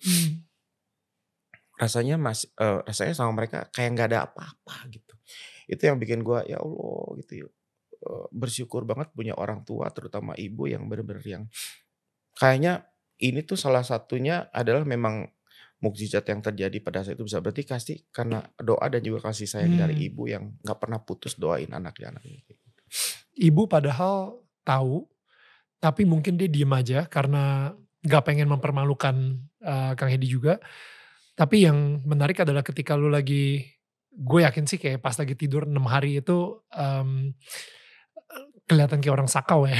Gak tau Iya ya, kayak iya pasti iya kelihatan kayak orang iya sakau gitu, iya. gigil-gigil dan lain-lain gitu karena butuh dan lain-lain. Tapi dia tetap ada di samping dan nambahin biskuit, nambahin susu, nambahin Iya minuman. iya.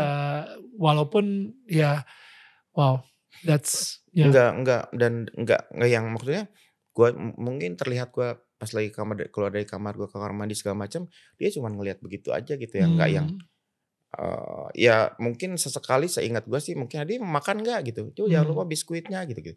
Gitu hmm, doang gitu ya, wow. enggak yang, "Lu kenapa lah?" Gitu-gitu. Iya, iya. Kebanyakan orang tua yang lain gitu. Ya, gue udah bilang lu jangan kayak gitu atau Heeh, apalah. sama sekali nggak, begitu udah Ya, selesai mandi, seger, udah duduk di meja makan, makan sama-sama gitu. wow. Enggak sepatah kata pun keluar sampai akhirnya ibu tuh meninggal di tahun depannya Agustus 2001. Sehari setelah gue ulang tahun. Ya ampun. Oh Gue wow. ulang tahun 24 Agustus, ibu meninggal 25 Agustus 2001. Dan lu udah bersih, kondisi udah Itu gue bersih. lagi tobat-tobatnya, lagi berusaha untuk, membalas semua kesalahan gue kepada orang tua, terutama ibu, dan Wow. ibu meninggal di Bandung, gue lagi di Medan. Tapi yet at the same time dia ngelihat kayak dia udah ngelihat lu udah di jalan Tuhan lagi gitu. Jadi kayak oke, udah Kayak udah aman kayak ya tugas gue sebagai seorang ibu kayaknya udah selesai gitu kayak. kayaknya sih kalau di lihat-lihat jalan ceritanya kayak gitu ya. Jadi kayaknya udah, Mhm. karena kan gue juga masih ditemenin sama ustadz gue Abah. tuh, Abah Mhm. itu. Abah itu nungguin gue tuh Abah itu nemenin gue dari mulai tahun 99 yang gue lagi rusak-rusaknya banget gitu, Mhm. sampai 2004, 2005 lah gitu. Mmm. Jadi nggak dilepas-lepas dulu karena takut, Ya, ke-trigger iya segala balik macam kayak lagi. gitu. Sampai gue berangkat haji ditemani sama Abah juga sebagai gue bentuk balas budi sama dia gitu. Wow. Dan mungkin mamah juga waktu yang meninggal juga kayak apa namanya, agak tenangnya karena mungkin gue ada yang nemenin juga gitu Ya, ya untuk tidak supaya nggak lepas kontrol lagi relapse. segala macam kayak gitu, Mmm. gitu. Kayak tadi kan Kang Hedi sempat bilang gitu ya, gue dengan usaha gue berapa ratus ribu sendiri itu benar-benar nggak bisa. Tapi akhirnya bisa keluar tuh berkat doa ibu, berkat abah juga yang nemenin. Kalau peran Tuhan sendiri gimana di sini? Ya gue sih, hakul yakin, benar-benar yakin gitu, walaupun kita dalam kondisi yang kayak gue tadi cerita ya, pas lagi make, lagi Hmm, diam terus tiba-tiba gue mikir, "Ya Allah," gitu. hmm, Jadi kan itu kan semacam kayak doa kecil yang terlintas walaupun tidak secara khusus gitu ya, gitu dalam sholat gitu. Tapi kan gue cuman merenung lihat ke atas kayak, "Ya Allah, gue tuh kapan ya bisa kayak gini, gue tuh nggak punya kekuatan." Eee, Sejujurnya hampir putus asa sih waktu itu. ya, Saat-saat itu tuh yang tahun-tahun terakhir itu udah mau putus asa. hmm, Gimana ya gue mau lepas dari ini kok nggak bisa gitu. Jadi gue cuma bisa nyebut, "Ya Allah," gue sih cuma nungguin mujizat dari Allah hmm, supaya gue bisa berhenti karena gue ya, tuh sejujurnya gue udah kesiksa nih gitu. ya, Tapi mau lepas gue nggak bisa, ya, nggak bisa banget gitu. Nggak punya kekuatan dari diri sendiri berapa ribu persen pun gue nggak bisa gitu. Karena ini hmm, tuh adiknya tuh sangat tinggi gitu. ya, Makanya pada saat ada satu momen-momen yang gue mikirnya, ya sahabat gue nelpon nangis-nangis ngingetin, "Stop stop stop," malam itu juga. hmm, Terus hari itu juga gue memang mau berhenti, terus, ya, "Oh ini kali," gue jalanin, gue ikutin gitu. ya, Ya apa namanya, dengan ya, segala kekuatan dari diri sendiri ya gitu. ya, Udah ternyata memang jalannya seperti itu gitu. Pulang ya, ke Bandung ada yang nemenin, yang nyetirin ya, gitu kan selalu ada. Karena gue nyetir sendiri tuh udah nggak bisa. ya, Jadi ada kakaknya Abah yang di Jakarta, "Setirin tuh Hedi, bawa ke Bandung hmm, subuh-subuh." Bandung nyampe di rumah wow, si 6 hari itu, wow, jadi memang ada servis-servis ya, ada yang lain dari hmm. orang-orang terdekat yang diberikan sama ya jalannya dari Allah sih semuanya Ya, seperti itu. Kita jadi dan selamat. gue pengen encourage tetangga kita juga gitu ya. Gue mungkin kalau misalnya lu kenal seseorang yang deket yang lu sayang juga dan mungkin mempunyai masalah seperti Kang Hedi juga saat itu di tahun 2000 by the way. Gila itu 23 tahun yang lalu by the way. 23 tahun yang lalu, wow. Dan gue berharap banget sih kayak tadi itu ya.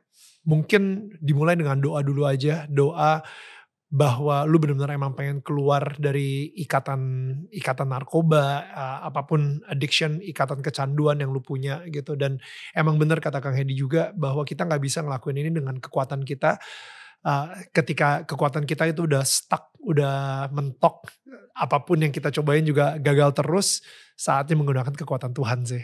Dan kalau misalnya tadi gue ngelihat dari kekuatan Tuhan sendiri itu seperti apa, pertama kekuatan Tuhan untuk menghilangkan nikmatnya. Jadi ketika lu udah make, ternyata kok mendadak jadi pusing, jadi migrain, jadi nikmatnya itu dihilangin. Yang kedua, tiba-tiba ada pengaruh dari luar, which is bilang, Kang Hedi misalnya jadi target operasi buat polisi gitu. Kalau misalnya lu pakai lagi, lu bakal ketangkep nih kayak gitu. Dan yang ketiga, doa dari teman-teman sekitar, doa ibu khususnya. Dan yang keempat, mendapetin komunitas yang benar-benar akan nge-support lo, nge-encourage lo, bukan malah nyetanin lo, oke, lo udah bersih selama 30 hari, mari kita rayakan dengan Reunian. dengan reunian. Udah jangan sampai kayak gitu juga. Jadi komunitas yang tidak akan menghakimi lo dan benar-benar bisa membuat lo jadi bersih secara bersihnya banget gitu.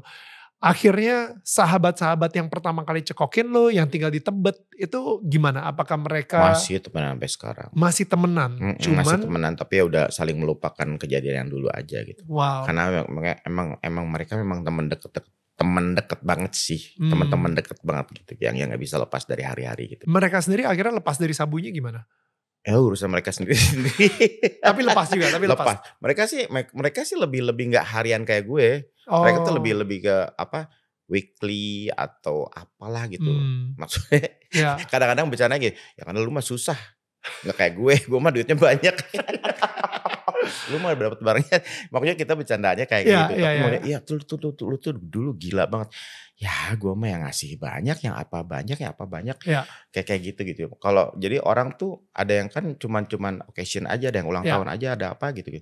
Mereka momen-momen aja. Kalau gue enggak, jadinya hari-hari. Tiap hari, karena dapat duitnya juga banyak gitu. Enggak gitu maksudnya. Ternyata gue gampang edik apapun. Termasuk hal yang baik pun begitu. Lu bisa edik juga. Kayak misalnya sekarang lari, olahraga itu edik banget. Tapi jadi gila sih, dari sempet bercandu sabu sampai sekarang jadi lari. Come on, itu mukjizat loh Kang Hedi. Gimana akhirnya lu diterima balik ke Kahitna? Sebulan kemudian abis gue berhenti, ada acara dulu tuh di satu TV swasta, ada acara judul namanya acara Asal, asli tapi palsu. Itu yang mirip-miripan bukan sih? Iya, mirip-miripan. Dulu hostnya tuh Taufik Safalas almarhum. Nah, mereka punya acara, mereka bikin acaranya di Bandung waktu itu, di Balai Kota di Bandung. Oke. Jadi kayak special event gitu. Nah, ngambil momen di situ, lagi-lagi Abah ngejebantanin ke anak-anak Kahitna komunikasi. Mau nggak nih jadiin momen Hedi balik lagi ke situ ke Kahitna kayak gitu. Karena Kahitna jadiin bintang tamu di acara Asal itu di Bandung gitu. Nah, jadi gimmick yang dibuat adalah pada saat lagi Kahitna mulai mau perform, lagu pertama Carlo nyanyi dulu solo gitu-gitu. Ayo kita tampil ke yang mirip Hedi Yunus kayak gitu. Gue masuk lah di situ. Bukan mirip Hedi Yunus aslinya yang masuk gitu. Okay. Sebelumnya kita ketemuan dulu sih di kos-kosannya Bambang, di teman gitu. Ketemuan dulu. Wah Hedi terima kasih, dirangkul lagi gitu. Wah udah sehat bener, udah alhamdulillah sehat, udah 1 bulan stop gitu. Udah terus momennya gimmicknya seperti itu. Jadi di event yang Asal itu gue nyanyi, abis itu udah. Itu udah bergabung lagi. Cuman waktu itu tuh pas Kahitna tuh dapat kontrak untuk tur berapa kota gitu. Itu udah kontraknya Kahitna formasi yang Carlo sendiri plus ada Rosa waktu itu kalau nggak salah. Jadi gue nggak ikut di situ. Cuman yang acara-acara di Jakarta, di Bandung gue ikut. Udah habis itu udah berjalan. Selama 23 tahun benar-benar gak ada relapse, benar-benar gak ada pengen nyobain lagi segala kayak gitu, atau harus ngontrol diri setiap hari untuk tidak menyentuh? Enggak, karena gue udah ngerasain trigger nggak pernah ada trigger sama sekali, karena gue udah ngerasain jatuhnya seperti apa. Mungkin kalau bisa dibilang bangkrut, bukan bangkrut ya, habis-habisannya seperti apa. Terus yang tadinya punya mobil apa, sampai gue mobil diakalin sama abah gue asal punya mobil aja gitu. Mobil yang mogok-mogokan segala macam. Gue udah ngerasain segala macam, apa ini udah mau digadein segala macam. Udah tabungan udah habis segala macam. Jadi ibarat katanya gue kalau perjalanan karir nih, tabungannya nih, gue tuh mulai dari nol lagi tuh dari tahun 2001. Nabung lagi gue di situ, berkarir lagi tuh, karirnya juga iya, kepercayaan dirinya juga. Jadi gue tuh sempat tuh berapa bulan ya, kalau setiap kali rumah di tempat itu gue tuh, ini rumah nempel sama masjid. Jadi gue tuh 1 tahun tuh gue nggak jumatan ke masjid, astagfirullahaladzim ya Allah.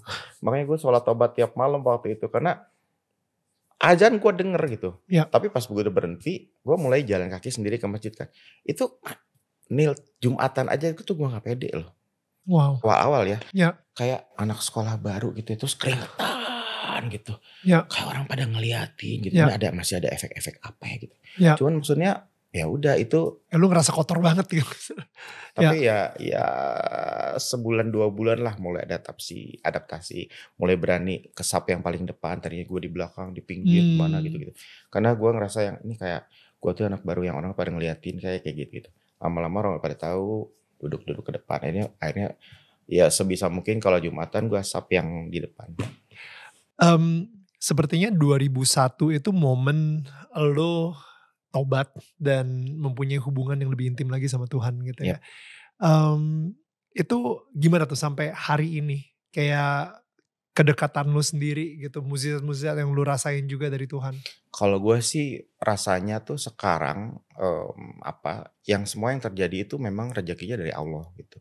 Apa yang bisa dijalanin gue sampai sekarang bisa nyai sekian puluh tahun, bisa sehat sekian lama, bisa dapat rezeki apa segala macem, apapun baik per detik itu semuanya memang sudah aturannya dari Allah selama kita memang juga selalu menyerahkan diri kita sama Allah gitu.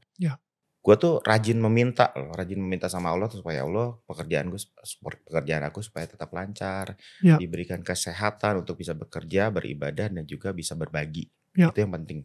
Karena dapat rezeki kalau nggak kita bagi kepada orang yang, karena kan kalau di Islam kan kita ada paling nggak minimal 2,5%. Itu yang harus di awal selalu dizakatin segala macam. Kemudian diutamain orang-orang terdekat, saudara segala macam. Terus ya disyukurilah gitu. Nggak akan pernah lepas dari yang namanya kewajiban sholat 5 waktu.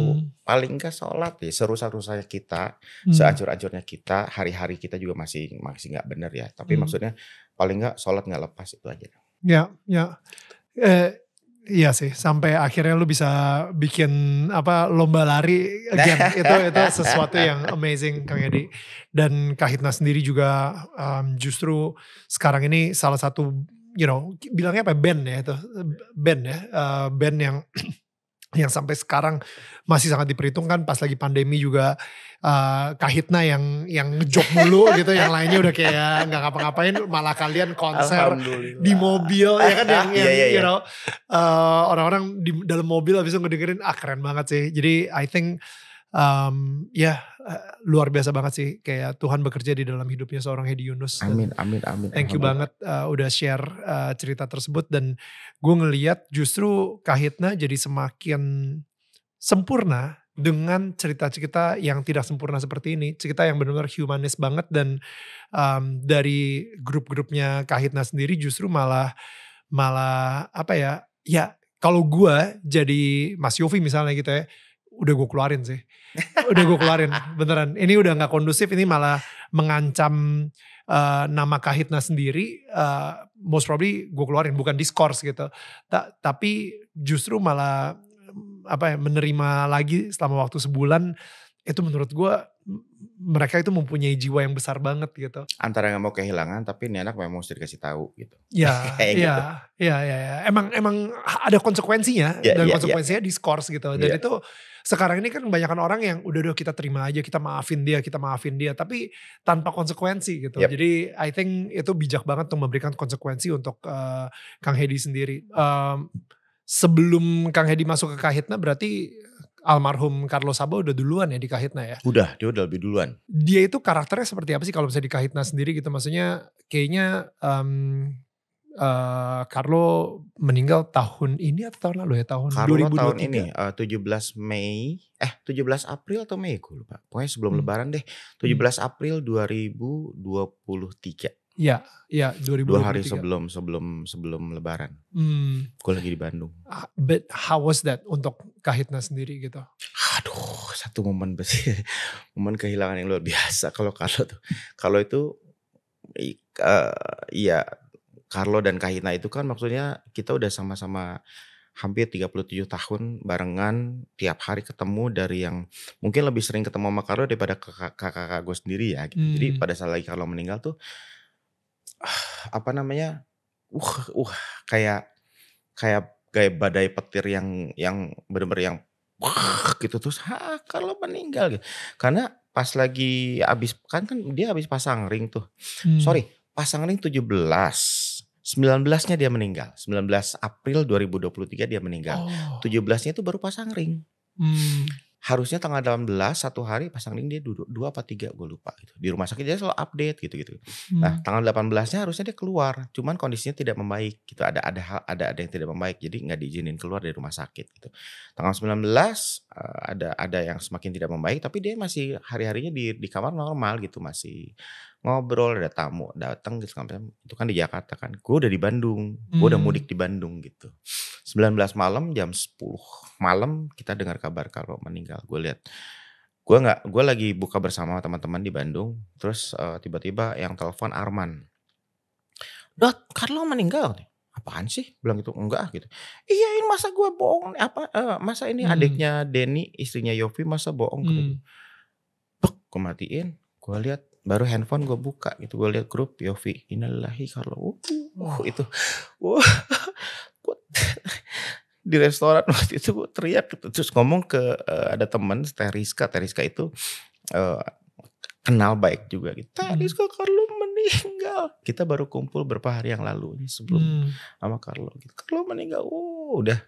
Malam itu juga gue ke Jakarta sama manajer gue tuh sama ada driver gitu. Cuman ngejar ke rumah duka. Di rumah duka sebentar, habis rumah duka sebentar nyampe jam 2 di sana.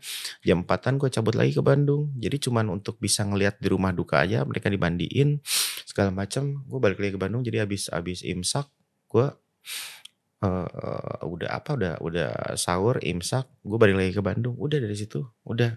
Jadi gue nggak ikut ke pemakaman gitu. Cuman maksudnya ngerasain kehilangan Carlo-nya tuh yang ya karena dia unfall-nya tuh dari Januari udah masuk ICU, udah di Januari itu tuh kita tuh ngeliatnya udah wah Carlo lewat nih gitu, karena udah parah banget. Tiba-tiba menyembuh, recovery-nya tuh cepet banget sampai dia bisa sembuh lagi, itu yang mukjizat lo bisa kayak begini lagi gitu. Kalau lihat waktu yang dia kamu di ICU, wah lo parah bilang gitu. Ternyata dia memang ada jantungnya tuh udah kondisinya jantungnya udah sangat jelek, udah bukan tidak bagus lagi. Pada saat lagi kena itu yang Januari itu gitu. Cuman dikasih dikasih kesempatan dikasih gitu. waktu untuk mungkin ngomong sama keluarga lagi. Iya, selama puluhan tahun Carlo sibuk manggung. Kemarin-kemarin tuh berapa bulan ketemu keluarga, nginep di rumah ini, ketemu ini sama kita juga kumpul. Bung pada akhirnya. Dan gue dikasih kesempatan, gue diajak ketemuan sama Carlo 2 kali di mall makan. Yang selama 37 tahun kita gak pernah lakuin itu. Dan Carlo yang ngajakin. Bukannya gue seneng, tapi gak pernah gitu. Carlo lewat asistennya gitu, Mas Carlo ngajakin ketemuan. Hah? Ketemuan? Ayo ketemu di mana? Yang pertama gitu malam pertama malam pertama Ramadan itu gue makan di Plaza Senayan, makan sama dia bertiga gitu. Terus ngobrol cerita-cerita kekangenan, gue ada di videonya tuh di Instagram gue sampai agak sempet video-video yang gue bikin itu agak sempat banyak di posting sama orang lain lah gitu. Karena Carlo cuman gini. Dada gue slow mo gitu kayak dada ya selamat tinggal. Dan dia bilang waktu malam itu, "Di nanti kita buka bersama ya, ntar Carlo traktir," katanya gitu. Aku pikir itu kan awal puasa tuh. Gue pikir ya cuma sekedar ucapan biasa kan gitu-gitu. Gak tau ya bener di tanggal 11 gitu. Asistennya bilang lagi Mbak Iya gitu. Kang, ini Carlo ngajakin ketemuan karena dia tanggal 17 mau pasang ring. Pengennya sebelum pasang ring ketemuan dulu sama Kang Hedi gitu. Gue aja, iya dia bilang gitu. Ya udah akhirnya kita ketemuan tanggal 15 gitu apa tanggal 13 gitu. Buka bersama. Carlo yang traktir gitu di Senayan juga gitu. Itu dari mulai buka bersama dari bukber jam 6 segala macam sampai udah jam setengah 8 nanggung nih. Masa nggak sampai malam nggak sampai mau tutup lah gitu. Sampai mau tutup sampai setengah 11 sampai mau digelap-gelapin kita ketawaan gue bikin lagi videonya gitu-gitu. Dan Carlo itu duduknya gak pernah mau jauh dari gue, selalu nempel sama gue berdua terus nempel. Terus malam itu tuh ya Carlo tuh ini banget apa namanya manis banget sama gue. Apa namanya yang gue tuh ngeliat kopi gitu ya gitu kan lanjut ngopi gitu. Carlo tuh emang gini. Dia nempel gitu, menempelin mukanya ke sini. Hedi, kayak ke adik, kayak ke anak gitu. Hedi mau apa? Sok ambil. Ntar Carlo yang bayarin. Sambil ngelus-ngelus bawah gue. Itu yang 37 tahun gak pernah kayak gitu. Gila. Gue sempat kepikiran gini, ini Carlo apa sih? Ya. Aneh. Maksudnya nggak pernah kayak gini. Terlintas sih pikiran buruk gitu. Ya. Apa ya? Enggak lah. Berusaha untuk menghilangkan pikiran itu. Ternyata memang abis itu nggak ada dan sampai Carlo meninggal besoknya gue masih mimpinya tuh jelas banget mimpi datang. Di mimpi itu gue gini, ya pokoknya singkat ceritanya gue gini, tahu Carlo udah meninggal, lo kok datang gitu, dan dia datang pakai kemeja yang waktu terakhir di Senayan itu kita bukber pakai baju kemeja koko warna hijau. Dia sambil gulung gini, katanya nyuruh datang sambil ketawa senyum. Itu gue. Gue bilang, emang kita semua kehilangan sih. Sampai sekarang juga kehilangan suaranya, kehilangan powernya. Kalau lagi manggung-manggung tuh gue sering aduh gak ada Carlo tuh lemah banget nih. Gue tuh lemah banget gitu. Kayak harus berjuang gitu. Karena suara Carlo tuh paling tinggi banget di Kahitna. Gitu deh. Ya, dan kita sendiri juga sebagai fans Kahitna pun juga pastinya kehilangan banget sama seorang Carlo dan it's inevitable, sesuatu yang gak akan pernah bisa dihindarin. Apa sih yang dibicarakan sama Carlo di malam terakhirnya itu sama Kang Hedi? Senang-senang aja. Gak ada ngomong sesuatu yang deep. Serius gak gitu, ada minta keketawaan aja, minta maafan, gak ada sama sekali gitu. Cuman dengan dia ngajakin ketemuan aja itu udah satu keajaiban sebuah buat statement banget gitu. Dimana yang lain gak ada yang diajakin. Oh really? Oh cuman Kang Hedi aja? Iya, asli. Malam itu bahkan ya bukannya ini, maksudnya pas pas lagi malam terakhir, malam yang kedua itu tuh lagi ngopi itu tuh gue foto berdua gitu kan, selalu foto dan selalu gue update masukin ke grup. Kalau Carlo orangnya tidak terlalu update gitu hal-hal seperti gue masukin ke grup Kahitna gitu. Mario nyaut, lagi di mana, aku nyusul dong, aku lagi di Senayan juga nih, dia bilang gitu. Tapi karena sini gue cuman ngomong gitu, cuman kan maksudnya gue diajakin Carlo kan, gue cuman gitu, lo tuh Mario gitu. Dia cuma senyum doang. gitu. Mario mah suka gitu, janji suka ngaco katanya gitu. Emang suka asal, makanya Mario suka ngomong katanya muncul apa enggak tahu gitu. Cuma hanya dia Tuhan yang tahu. Pokoknya udah sini aja. Yang penting kita udah melakukan tugas kita yang baik ya. Gue cuma udah ngingetin juga lo tuh Mario tuh nyaut gitu. Jadi benar-benar itu berdua aja diajakin ketemu 2 kali itu aja udah. Ya. Dan benar-benar gue kalau ngeliat video-videonya dia benar-benar yang kayak pamitan. Nggak ada yang gimana, benar-benar happy aja, senang-senang cerita-cerita. Kalau sekarang gini. Dia menceritakan semangatnya dia sekarang berolahraga, pelan-pelan untuk narik nafas lagi segala macam recovery-nya yang bagus. Dan memang fresh banget. Kalau itu seger banget. Kita ya namanya juga mungkin kita ya Tuhan memberikan kesempatan untuk ketemu dulu dan meninggalkan kesan yang menyenangkan, yang bikin happy, yang pokoknya masih diberi kesempatan untuk ketemu lagi sebelum akhirnya kita kepisah untuk seterusnya. Gitu. Itu tiap tahun, setiap malam tahun baru Kak Hitna pasti ngumpul ngejob di mana. Jadi Old and New 2023 sampai 2024 ini mungkin ya bukan mungkin ya, pertama kalinya Kak Hitna muncul tanpa seorang Carlos Saba gitu. Dan I think ya itu ya, kita kehilangan banget dan tapi gue tetap sih ngerasa dari Kak Hitna sendiri dan juga Kang Hedi sendiri dengan mukjizat-mukjizat yang udah dialamin juga dari Tuhan juga, I think it's just gonna get greater from here. Amin. Amin. Semoga amin semakin baik. Kak Hedi, thank you. Kita mau ngasih ini nih sebuah souvenir ya. Thank you. Apa ini isinya rumah gini. Iya, bisa jadi pajangan di rumah. Thank gitu kan. you ya, Daniel. Thank you juga udah diundang ke sini. Asli, gue bersyukur sebagai tetangga gue happy banget loh. Oh, thank you banget Kang Hedi. Sama gue juga senang banget kedatangan Kang Hedi sebagai tetangga kita. So really udah ngefans sama Kang Hedi dari sejak gue SD. Again ya, diingetin ya gitu. Balikin lagi dan thank you banget, asli kita belajar banyak banget dan gue sendiri belajar banyak banget juga values dari seorang Hedi Yunus, dan gue berharap para tetangga kita pun juga bisa belajar dan mendapatkan lah. Gue ngerasa apa ya, banyak sebenarnya yang pengen gue tanyain dan waktu kita benar-benar gak cukup gitu. Jadi tapi nanti episode banyak banget sih. Nanti kita akan ajak ngobrol lagi gitu ya. Ada sesi keduanya lagi. Siap. Kang Hedi, thank you so much. Kita ketemu lagi pastinya minggu depan dengan tetangga kita yang tidak kalah hebatnya dengan cerita yang luar biasa juga. Tetangga saling menyangga bukan menyanggah. Bye guys. Thank you.